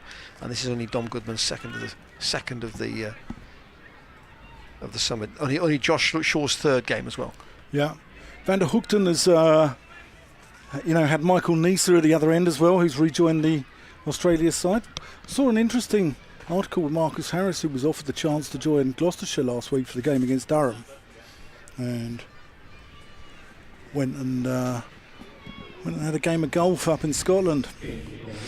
Zafar Gahar is going to come into the attack. It'll only be 1 over for him before lunch, but it might mean that we have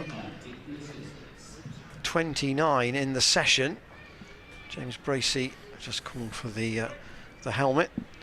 So Zafar will bowl from the Chapel end. Dan mentioned that chase against Northants last year. I think he got 5 wickets in that second innings. In that short chase. But Northants won in the end. That was on the last day of the festival. The last day of the 4-day cricket anyway. I think there was a 1-day cup game against Warwickshire, which was after that. But here is Zafar then, into the attack for the first time and steered almost on the full right out to deep point by David Lloyd.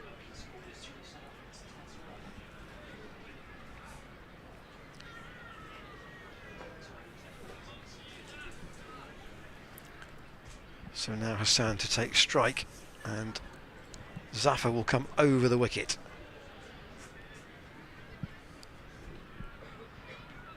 Just the one slip. They've got a short leg in.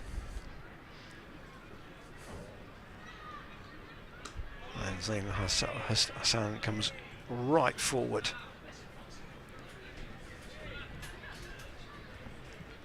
Glamorgan will be delighted with their morning's work. Without doubt. And they wouldn't want one of these two to spoil it now by getting out. Zafar in again, and Ul Hassan, that big stride. So as you can see on your screen, there's a very neat symmetry about that Glamorgan board, with the skipper scoring at a ratio of 2 to 1 to his partner. Again, Hassan forward, and it just dribbles out to short leg.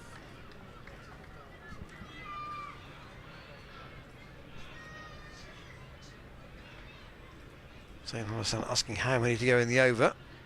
The answer is 2, I think. That's almost on the full once more.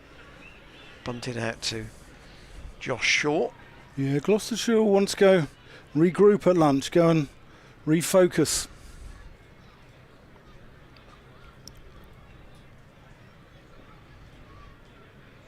Zafar to complete his first over, and Ul Hassan defends. There'll be one more over, you would think, until the break. I don't think Chris Dent's going to bowl it, even though he's been thrown the ball. I don't think Gloucestershire have bowled particularly badly either. I just think that, both these two have batted really well. And the clearly no demons in the pitch. You wouldn't think. It looks a really good toss to win. Quick outfield. And Glamorgan will be with this sort of platform. They might be looking at, can we get somewhere north of 350 by the end of the day? If they can continue in this sort of vein as they have been for much of the morning.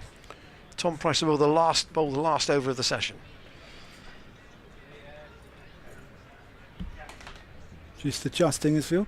You always told me, Ian, that Cheltenham was one of those 300 for 10 days. Yeah, I mean, yeah. Price in, and Lloyd gets up on his toes, defends. In fact, I would go even further than that and say 350 for 13 was standard.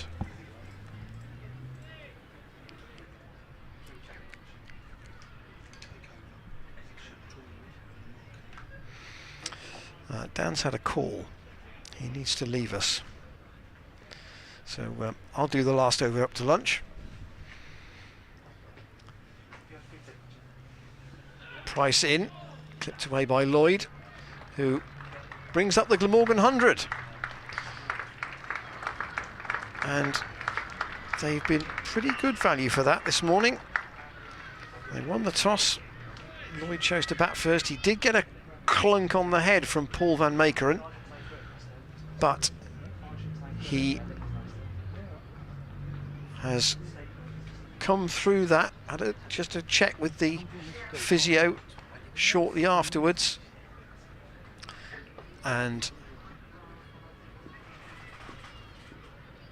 he's batted throughout the morning, and that stoppage will be accounted for in the fact we've only had 29 overs in the session. Price in, and Ul Hassan defends. But these two will enjoy what's on offer from the college caterers at lunch today. And good we've had a morning uninterrupted by the weather. Say today and tomorrow, probably the best 2 days of the match weather-wise. So Glamorgan want to get ahead of it by posting a big score. Gloucestershire needs some wickets. And Hassan gets hit on the pad, but no appeal and no interest in a run at this point. 2 balls to go until lunch. Bowling figures at this stage, Price the most economical in his 10th over at the moment. Shaw 8 overs for 37, Van Meekeren 5 overs for 16, Goodman 5 overs for 25, and Zafar 1 over that cost a single. Price going around the wicket, and again Ul Hassan defends, so unless we have a no ball or a wide, there will be 1 ball left of the session here at Cheltenham. First day of the festival, first of 2 4-day games. 2 matches in the one-day cup, a game for the Western Storm, and also a showcase game against Wiltshire. So 12 days of cricket here at the college 2023. And good numbers here on this first day. And Price to complete the morning session with a tidy over, but it's been a wicketless morning for Gloucestershire. Glamorgan 100 without loss, having won the toss and decided to bat. David Lloyd with 61, Zain Ul Hassan with 30. One difficult chance put down. Lloyd had 44 when he was put down by a diving Tom Price at mid-wicket. Looked as if he'd clung onto it, and then as he went to ground, the ball bounced out. And that's the closest Gloucestershire have come to breaking this partnership this morning. Thank you for bearing with us on the stream. I know that we had some initial gremlins which prevented us being with you right at the outset, but hopefully those pictures have stabilised now we now have the scoreboard up as well, and it will be normal service through the afternoon session. So join us if you can just before 20 minutes to 2. We'll be back with you then, and Gloucestershire and Glamorgan take lunch here at Cheltenham, with Glamorgan 100 without loss, having won the toss and decided to bat.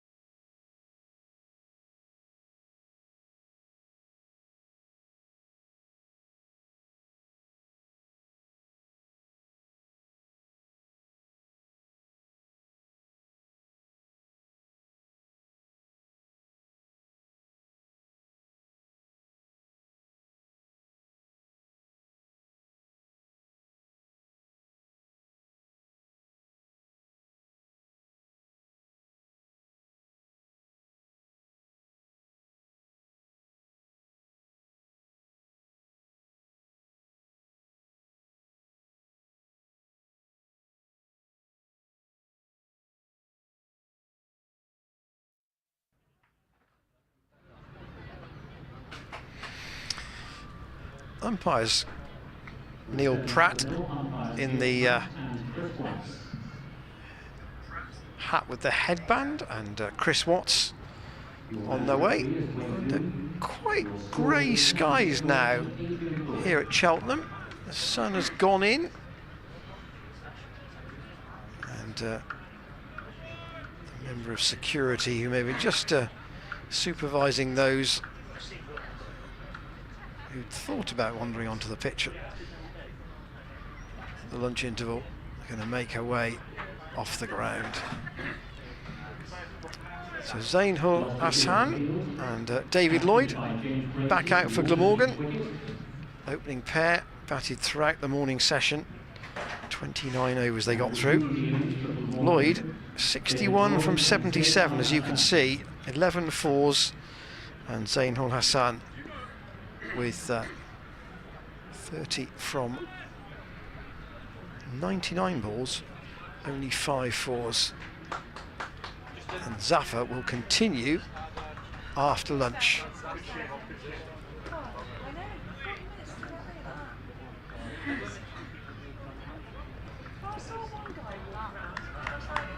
So Lloyd to face, with Phillips in at short leg, and just Ollie Price the one slip.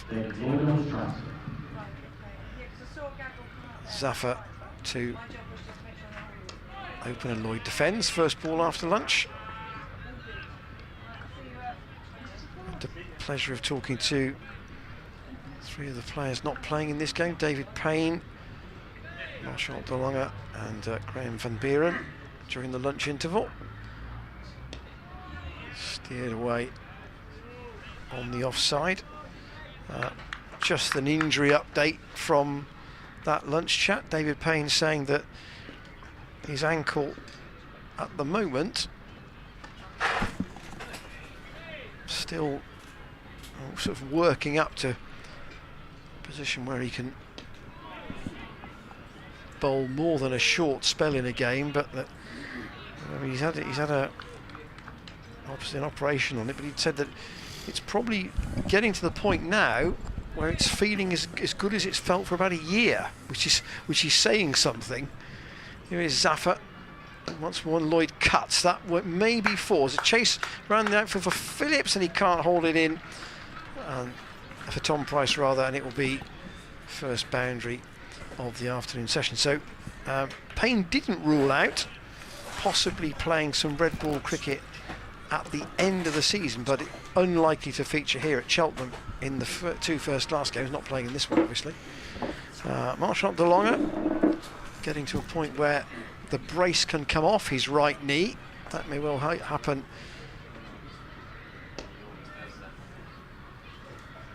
maybe as soon as even tomorrow, and there's a lot of then rehab work to be done. Dale Benkinson has said his season is over, and Graham Van Buren missed the Durham game with a side strain. Zafar in, and Lloyd into the gap at cover again. There's a bit of work for Tom Price, just a single, and Van Buren could be another 4 weeks with that side strain, but he may be able to play before that as only a batsman. So interesting concept for that. It's been down like emergency ward 10 this season, is it not? It certainly has. Felt like it. Payne said he was the fittest of the 3 as well. Yeah. He joked there, I think, but yeah, it's been a tough season. The physios had to earn his call. I'm going to see Paul Van Meekeren from the... So just reading on Graham's timeline, he might be looking at being available for maybe not the 2 games at Cheltenham in the One Day Cup, but maybe after that, starting as a batsman only. That seemed to be the inference. Yeah. So I think that's... Is it Durham in Bristol? Or Durham's the last one, isn't it, in Bristol? Durham is the last one. Here's Van Meekeren in, and that's hit Lloyd in the rather tender regions. Obviously there are 8 games, 2 here, 2 at Bristol and 4 away. the two Bristol ones are Somerset and Durham. Yeah, that's right. Yeah. Somerset will be. But that's 8 games in 22 days. It's a hectic old schedule. Somerset will have their eye on more white ball silverware, won't they? Having won the T20. We don't like to talk about that at Gloucestershire, though. And Meekeren in. That's gone over the top of the slips. He's going to get 4 runs, but Lloyd was not in control of that at all. Moves on to 70, though, of just 85 balls. This is the way he bats, isn't it? Certainly is. It's got a little dark out here. The lights in the marquees are shining brightly.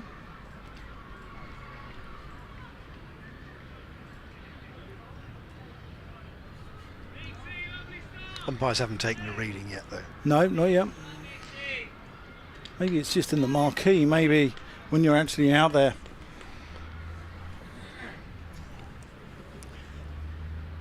And Meekeren in past umpire Pratt, and Lloyd just works that into the onside. And they pick up a single. 110 for none. I think that, you know, when you wander around Cheltenham, you're always stopped by people. I know that, but you could hear some of the conversations. A bit of frustration at, you know, what you might argue as the real strike bowlers, the most senior bowlers in the club, not being available for this game. Yeah, but you know, that's defended there by. Was it Dale said, I think pre-match, you know, you got 600 first-class wickets not available to you with David Payne and Marchand. Yeah, effectively on the sidelines. I mean, it's just one of those things. It's, you know, no one's at fault. Injuries are injuries, and they're part and parcel of the game. And what can you do? What it does do is give opportunities.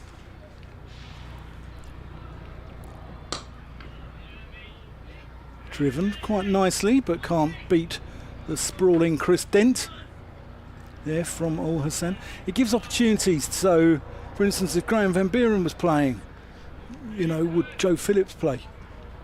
If Marchand was playing, would Dominic Goodman play? So it does give some of the youngsters some opportunities, and I think that can only be a good thing. You know, you can't get relegated out of Division 2, so you might as well blood the youngsters. That's just defended. Gloucestershire probably aren't going to go up, so why not use this as time to give some of those youngsters an opportunity to get some good first team cricket under their belt. Yes, there's a lot of movement at the moment. If you follow your championship cricket in a broader sense, you'll have seen players announced by counties for next season, not for this season by and large. Sussex have signed a couple, Durham have signed a couple, Derbyshire have signed a couple.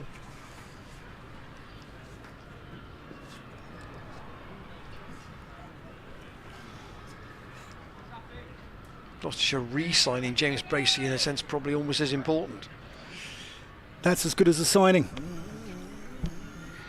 Suffolk half from the Chapel end into Lloyd, who just leans back and chops that away down to the point boundary.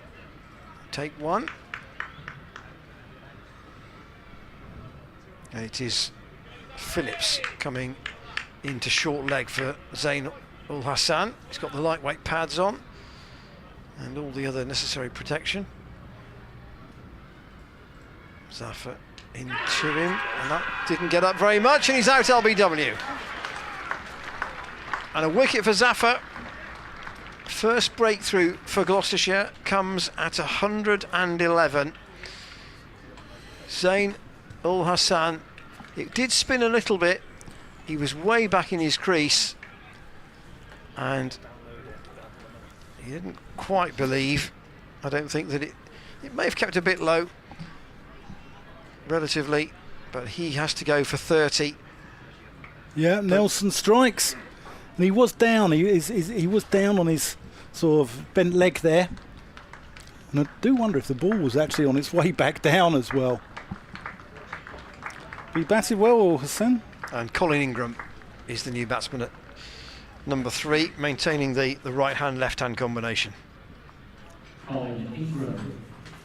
Yeah, been a good experienced pro, Colin Ingram. I think he's 37, or is he 38 now? 38. 38 now. Hassan helping out you to the bowling Zafar for 30. He's had more clubs than Jack Nicklaus. He's played for Free State, Eastern Province, Warriors, Delhi Daredevils, Somerset, Glamorgan, Adelaide Strikers, Karachi Kings, Trinbago, Boost Defenders, Kabul's One Hand, Delhi Capitals, St Lucia Zouks, Islamabad United, Hobart Hurricanes, Silhouette Sunrisers, and the Guyana Amazon Warriors. And he would have played for Belfast Titans in the Euro T20, but the competition got cancelled. There you go. Are you saying he's a journeyman? Yes, Yes, I am. but he's not a bad player. No, he's a very good player, and he's been at Glamorgan, fair play, since 2015. Yeah, so he's been there 8-9 years now. Yeah. So, you know, he's the pull of Wales keeps him coming back. Yeah. Zafar over the wicket to him, and he defends. Almost dead weight out on the offside. Knows his way from Penarth to Cardiff.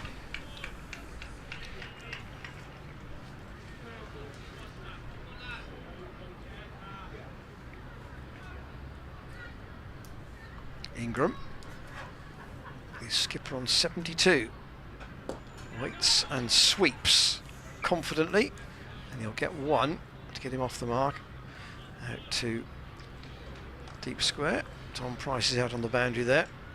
Yeah, thanks to David Payne and Graham and to Marchant for their time at lunch. Yeah, it was good. Enjoyed it. I think the people in there enjoyed it as well. Good fun. And you know, if you are a supporter, it's one of those things.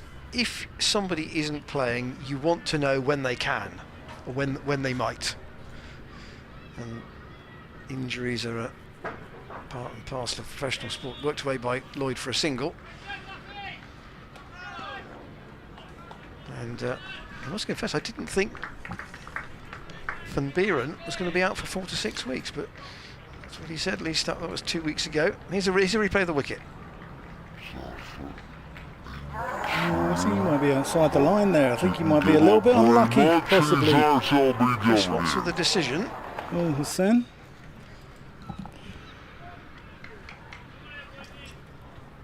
Yeah. I think he might have been on the way back down. I think height possibly wasn't more of an issue. I think it was the fact that he's got himself outside of the line of off stump and he's playing a shot. Here's Van Meekeren, and that's a nice shot there. Through mid-wicket. Don Goodman felt that.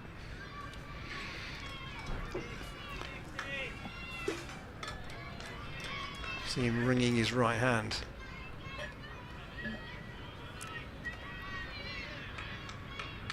It's Schools Day here, if you can hear the sound of children away on the far side of the ground. You can still hear them over here. And Meekeren in, and Lloyd. He's a busy player at the crease, isn't he? He's constantly on the move. He's constantly walking around, gardening. We'll update you on the other scores if we can during this over. In the Test match, England 81 for 1 against Australia, replying to 317. So they took the last 2 wickets quite quickly this morning. And that's Zach Crawley and Moeen Ali. And Meekeren in, and Lloyd defends. Go on, Ian, where else around the country? So, where are you going to start us off? Division 1, at Edgbaston, Lancashire 327, Warwickshire 26 for 2. Also in Division 1 at Trent Bridge, Hampshire 166 and 48 for 2. Notts all out for 100. Hampshire leading there by 114. I'll go to Lords in a minute. The London Derby.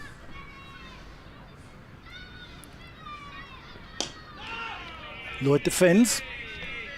Surrey 433 all out against Middlesex, who've literally just started their reply. They're in the first over.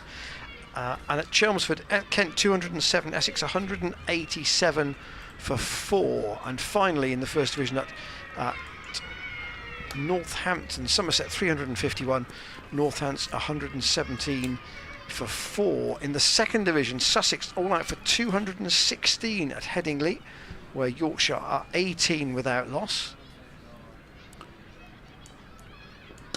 Nice shot there from Lloyd. Lovely shot. Chris Dent's in pursuit. He's quick.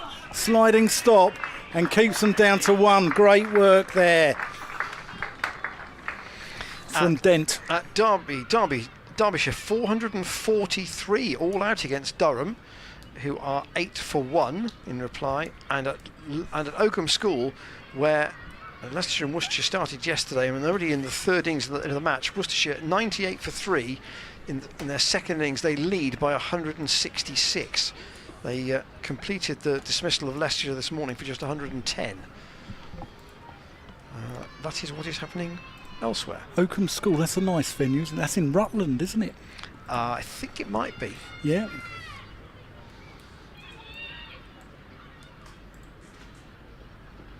Oh, that's well bowled. A little bit of fire there from Meekeren.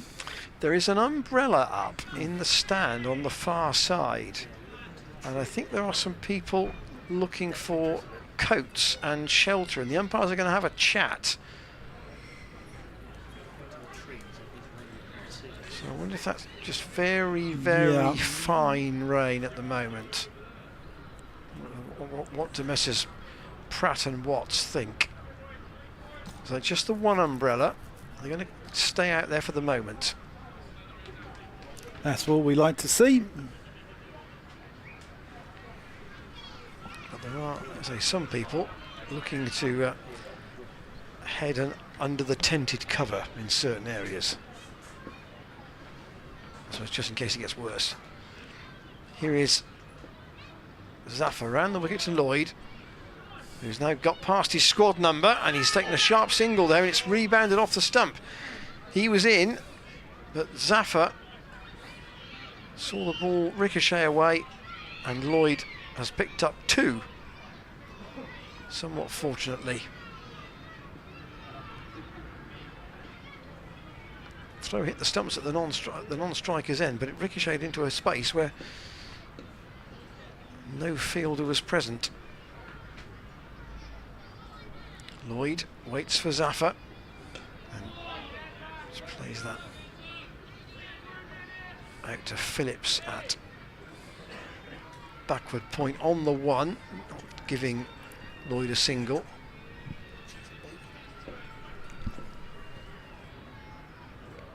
Zaffer around the wicket. Lloyd only finds Dent. So Charlesworth now in at that short straight mid-off once again for Lloyd.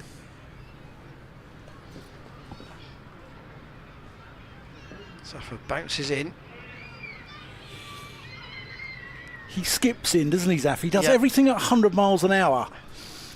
You know, even when he claps, he's like, you know, it's like watching, you know, the noodle makers. Who? You know, in China, you see the noodle makers, their hands are going at 100 miles an hour. Does everything sort of quickly, Zaffer. 1 for 11 at the moment.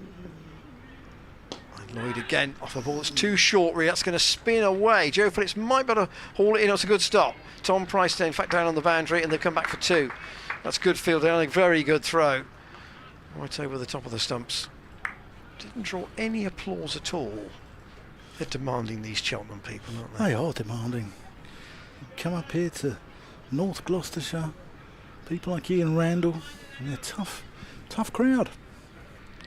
1 ball left in the over. That one umbrella is still up. Dominic Goodman's come to field in front of us. Zaffer around the wicket. Lloyd, a lot of bottom hand in that. He's worked that past Van Meekeren. They'll want 2, and they'll get to a sliding stop. And end of the over. There is some very, very light rain falling. I think Well, the umpires are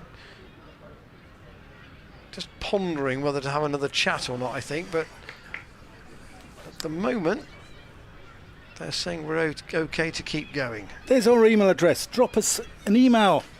We're up, we're ready, we're waiting for your emails. Let us know. If you're a Glamorgan fan, you must be pleased with your morning's work. If you're a Gloucestershire fan, That rain is getting heavier. give us your memories of Cheltenham. It's not. The question is how. There's just a signal from Chris Watts to the ground staff, as if to say, what do they think? Then Meekeren in and gives Ingram a bumper. We're just keeping our equipment dry though. We apologise for the interference back at home. We're just moving microphones inside. It's just that annoying sort of volume of rain.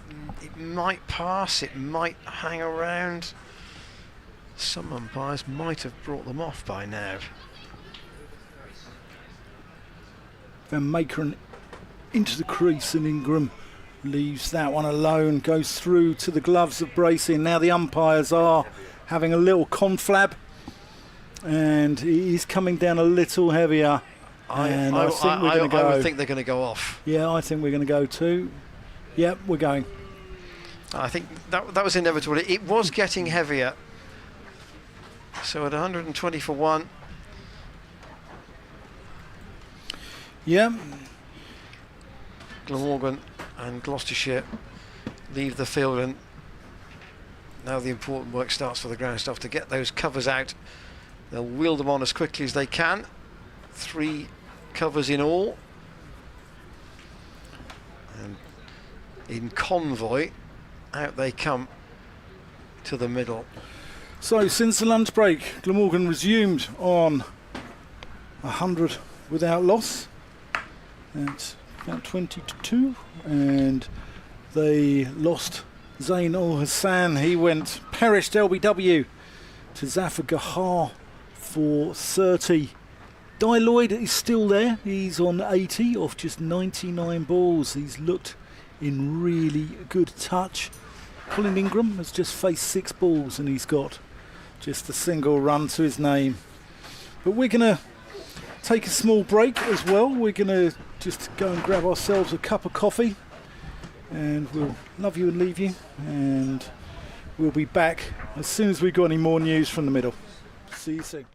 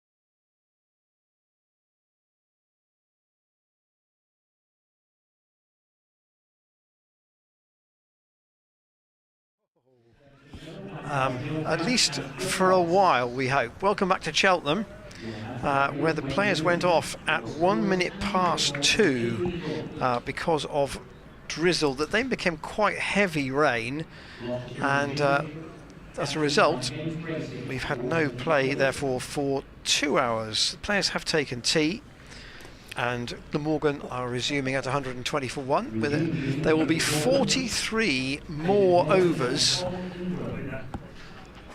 in the day, in theory, plus the completion of the Paul van Meekeren over, which was in progress when the players went off. But of course it's an outground, so you don't have the option of the lights that you might have at Bristol.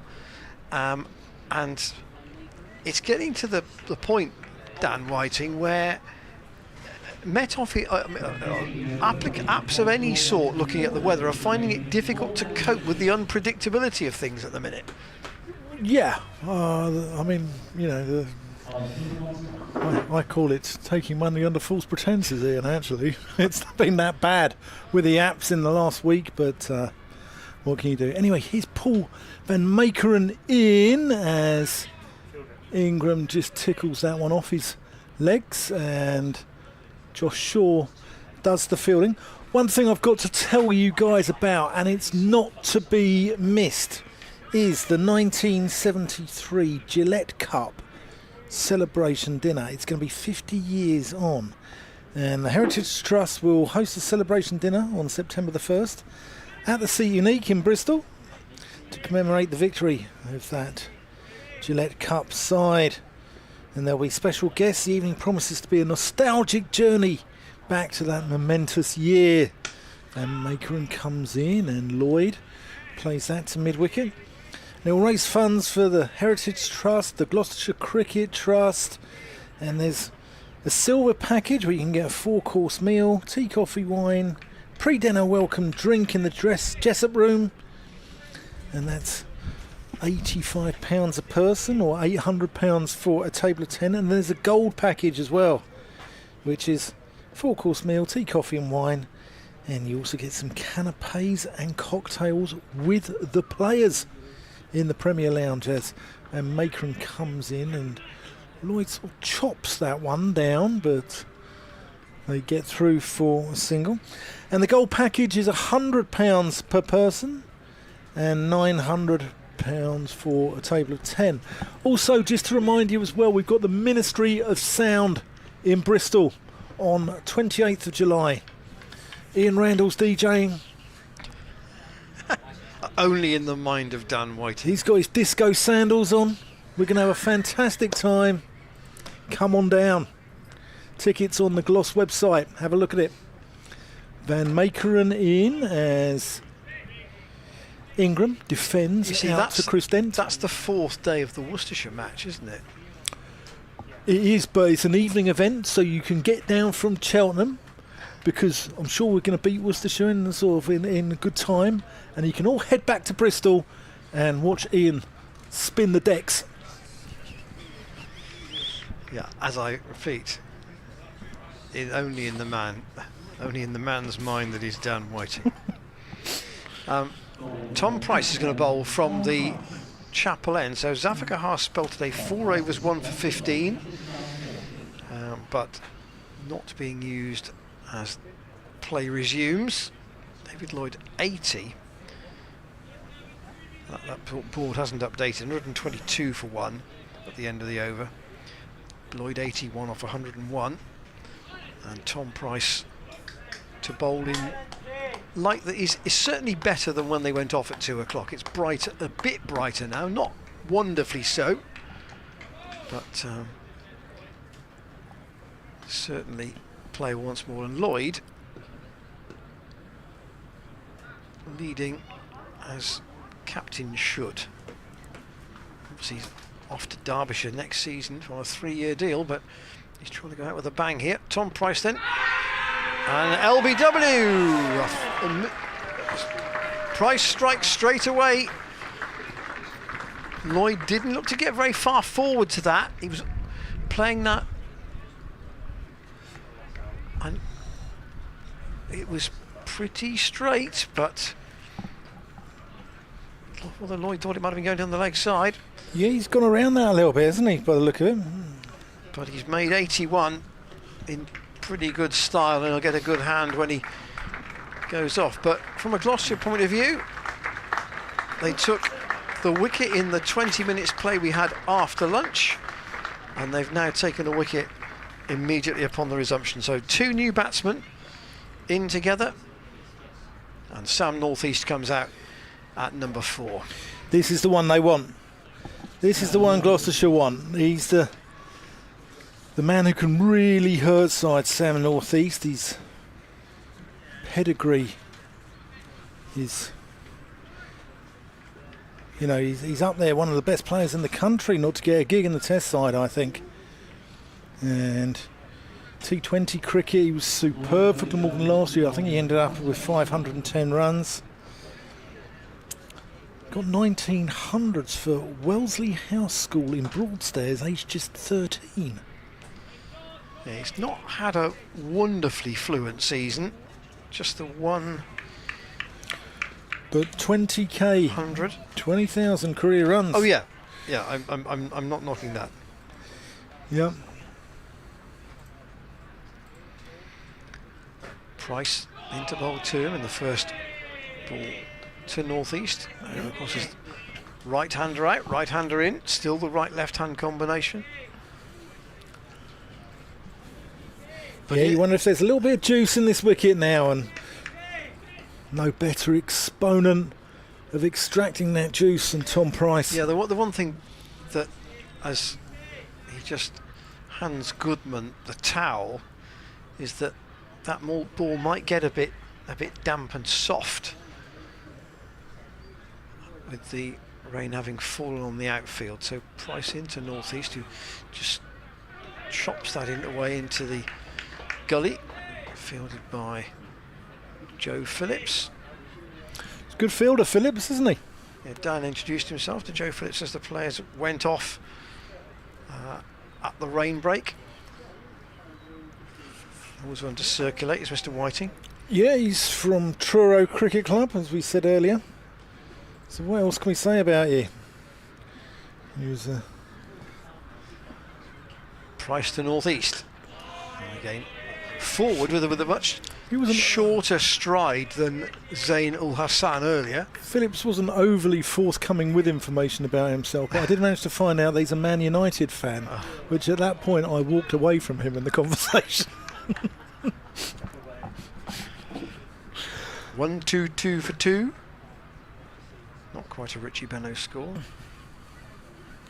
Zaffar's dropping out from orthodox square to deep square on the boundary. Might be the bluff. Price into Northeast, to bat and pad close together, can steer that away. It's a long chase for Ollie Price. It's going to beat him, I think, down towards the rope, and he just hauls it in, and they'll have that rarity at Cheltenham, and all run 3. Wow.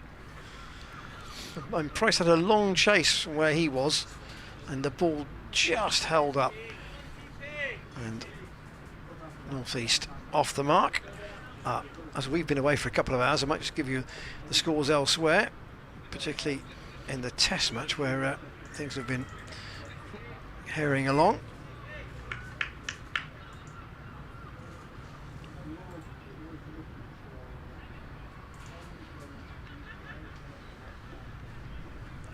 England 240 for 2 in reply to Australia's 317.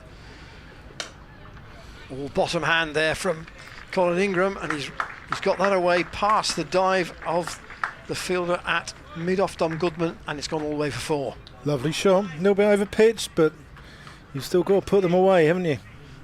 So a wicket, and quite an expensive over apart from that wicket for Tom Price, but he has got the breakthrough.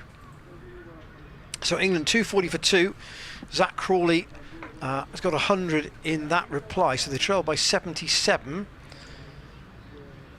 And then the county scores, Van Meekeren I think is going to continue from the College Lawn end.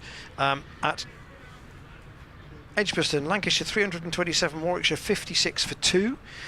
At Trent Bridge, Hampshire 171 for 4, second time round against Nottinghamshire. They lead there by 237. And at Lord's, Middlesex 68 for 4, replying to Surrey's 433. Meekeren coming in. Middlesex or what? 68 for 4. Oh my. At Chelmsford, Kent 207, Essex 291 for 6, so they lead by 84. And at Northampton are following on against Somerset, bowled out for 180. They're now 38 for 3. They're still 133 behind. Second division scores after this next delivery.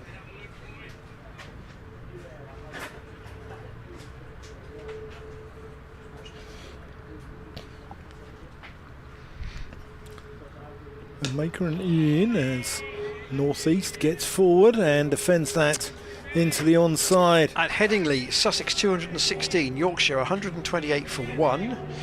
At Derby, Derbyshire 443, Durham getting things together now, 176 for 2. They lost 2 very early wickets there. And at Oakham School, Leicestershire have been set 229 to win by Worcestershire. 238 to win, and they are 29 for 2. Bouncer, North East ducks it. Bit of aerial traffic there. Some military aircraft going over to RAF Bryce Norton, just down the A40 from where we are. Whenever I look at Paul Van Meekeren now, Ian, I just have visions of you asking him earlier when we had the washed out day against Yorkshire, or one of the washed out days, and we did some content work with the players. And that's, oh, what a catch! What a catch! North East has flashed at that. And Ollie Price has clung on to a really sharp chance there, a third slip. Or sort of a roaming sort of like fifth slip, really. It's Tom Price. It's Tom Price, actually. That gully. It's Tom Price. I'm doing him a disservice. And the umpires are... What? They're not giving this out? What's going on here? They're giving that as a bump ball?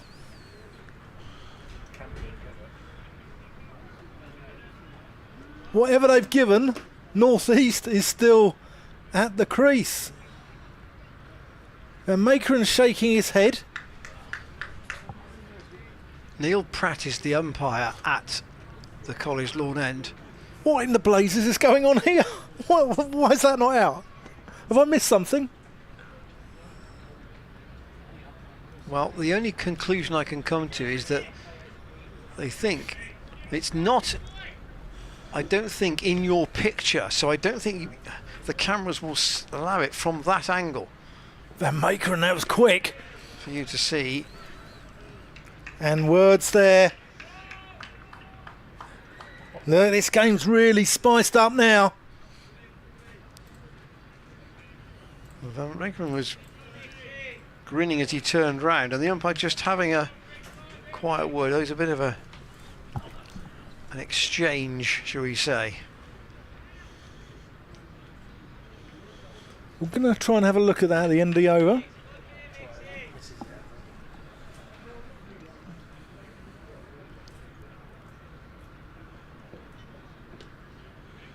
As that goes through to Bracey, and I'd like to see what has happened here.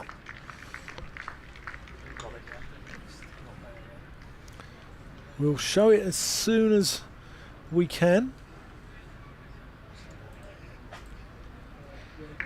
I don't think there's any doubt about the cleanness of the catch. I don't think there was any problem there. I think North East has stood because he thought it might be a bump ball.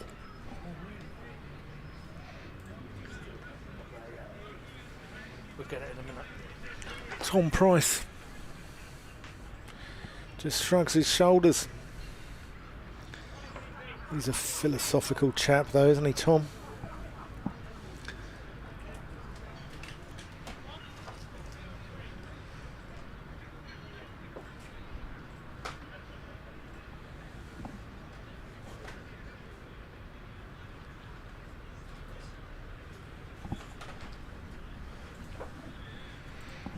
Van Meekeren's gone into a short straight mid-wicket for Ingram, who's driven Price straight down the ground for 4.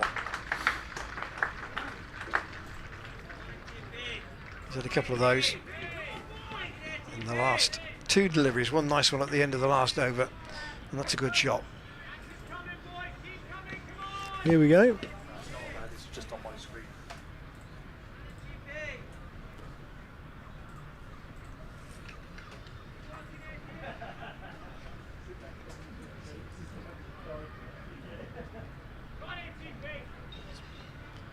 James is just having a play with that replay. See if we can show it you from a different angle. Here is Price around the wicket to Ingram, just trying to cramp him up a little bit. And Ingram defends, out on the offside. Yeah, obviously he's very much known as a white ball player, something like 300 T20 games in his career. Dan mentioned all the different sides he's played for, but he's made 7,000 runs in first class cricket, so he's far from a mug. And defends here, going out to Goodman. I wonder if at this point in the day you've been working for most of it but have come to us since the resumption. Gloucestershire 2 changes to the team that played at Durham. Olofsson and Matt Taylor replaced by Joe Phillips, county debut for him, and Paul Van Meekeren respectively. From the Chapel end, Tom Price hits Ingram on the pad. That again was chiefly an LBW shot from behind the stumps, not from the bowler. So I'm not going to show you this incident with North East. Van Meekeren blocks it. But you look at North East, it's not easy to tell. his head follows the ball straight away, doesn't it? He does stand there. Price around the wicket, and again on the pad, but Ingram I suspect was outside the line there. We are effectively at backward point for our commentary position here at Cheltenham. And 2 of those clouds look a bit threatening once again.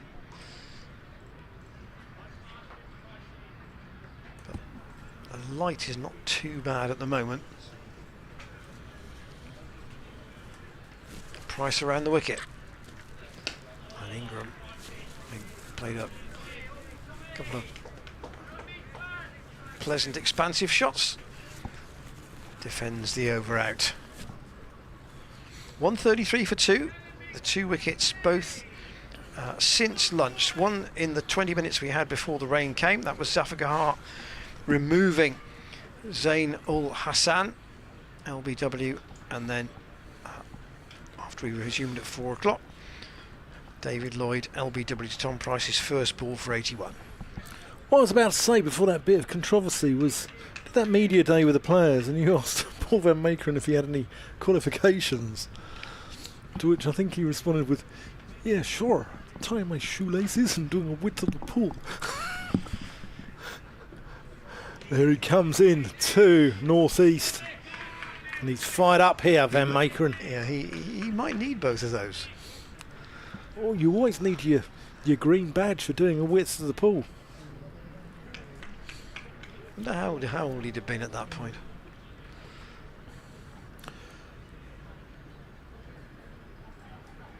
If he was tall as an 8 or 9 year old, about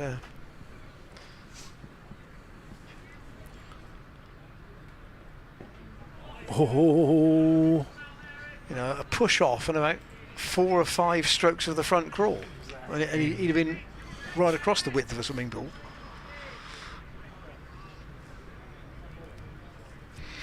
He looks a bit nonplussed at the moment, Paul van Meekeren. Yeah, he's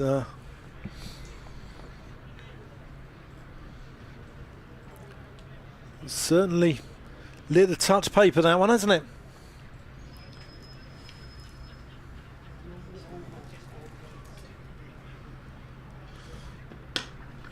Punched off the back foot. That's a nice shot. Zafar Gahar in pursuit.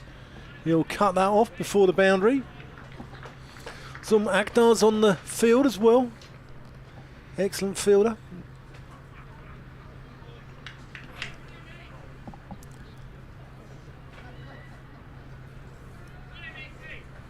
So I don't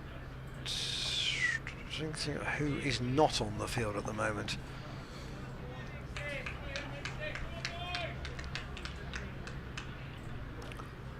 Dent.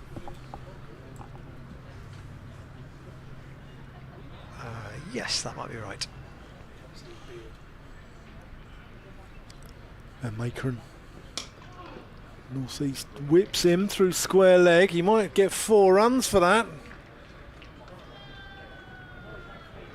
Yep, gets 4 despite great effort there from Joe Phillips. Diving away on the boundary.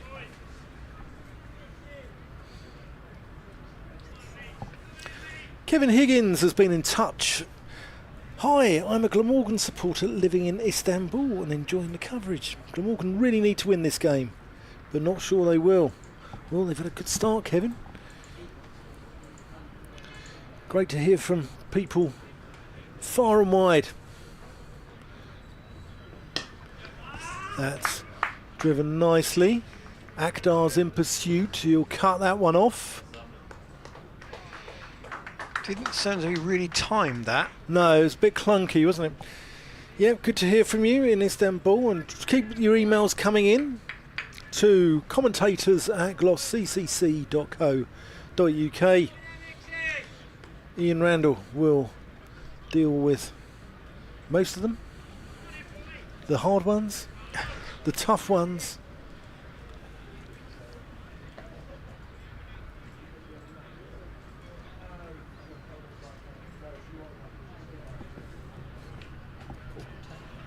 Where's that gone? That's gone for buys, isn't it? Or leg buys. It's gone through Bracey, I think. Buys. For them.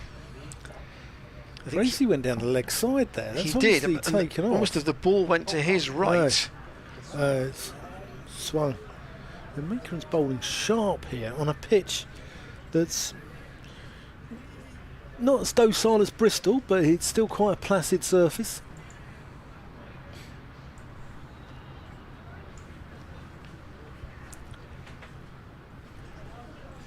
Dent's back on the field. So tend to miss Chris Dent when he's not there, not just because of that very distinguishable beard that he's got, but because he's got a good arm, field anywhere. He's got a fine beard though, hasn't he? I don't know when it was last trimmed. It's a fine beard.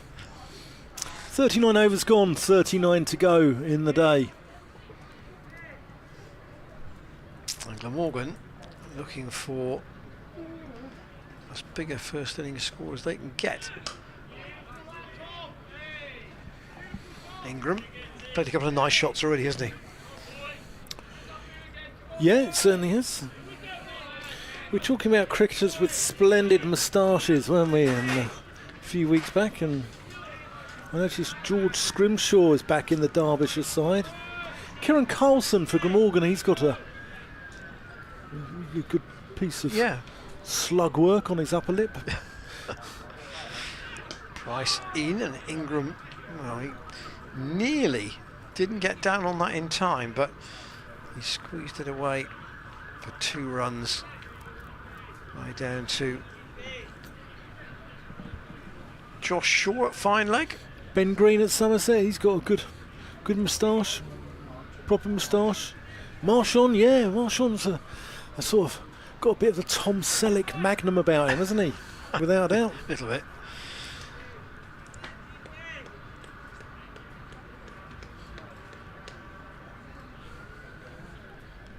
Price from the chapel end over the wicket to the left-handed Ingram. That's a lovely shot. Wow. No need to chase that. That was, as he saw it anyway, in the slot, and that's absolutely raced away. That wasn't even a half volley. He hit that on the up. That's a really good shot. And Glamorgan's 150 is up. That was travelling.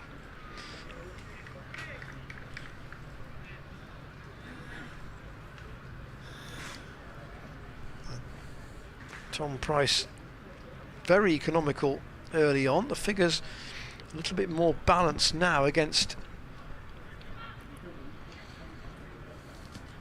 the other bowlers. And bowls a short one, which Ingram ducks out of the way of. That was the indicator from umpire Watts. Alan Lewis-Jones, he had a good moustache. Rodney Ontong had a good moustache. Rodney John Ontong. Derrick had a good moustache at Glamorgan. Rodney Ontong definitely did. I don't know what the numbers are here at Cheltenham today. They'll be confirmed at the close, no doubt. But marquees look doing reasonable business today. Ingram again with a little punch out to the covers where Zafar Dogar does the fielding. The members stand not all that full today, but generally around the ground. Reasonable numbers in. And some people would have been cautious because of the forecast, perhaps.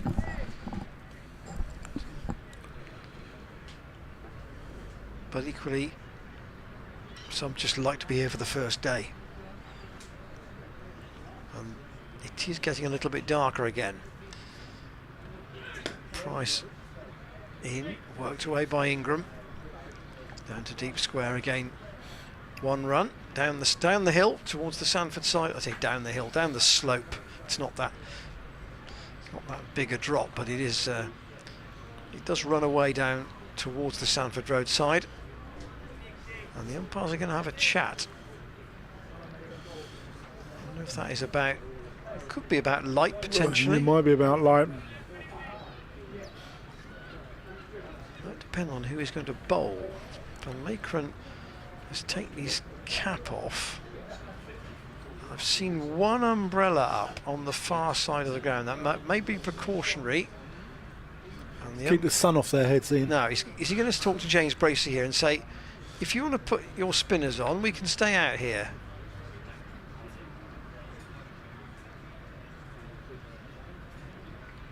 That may be the conversation. It may be. It's either...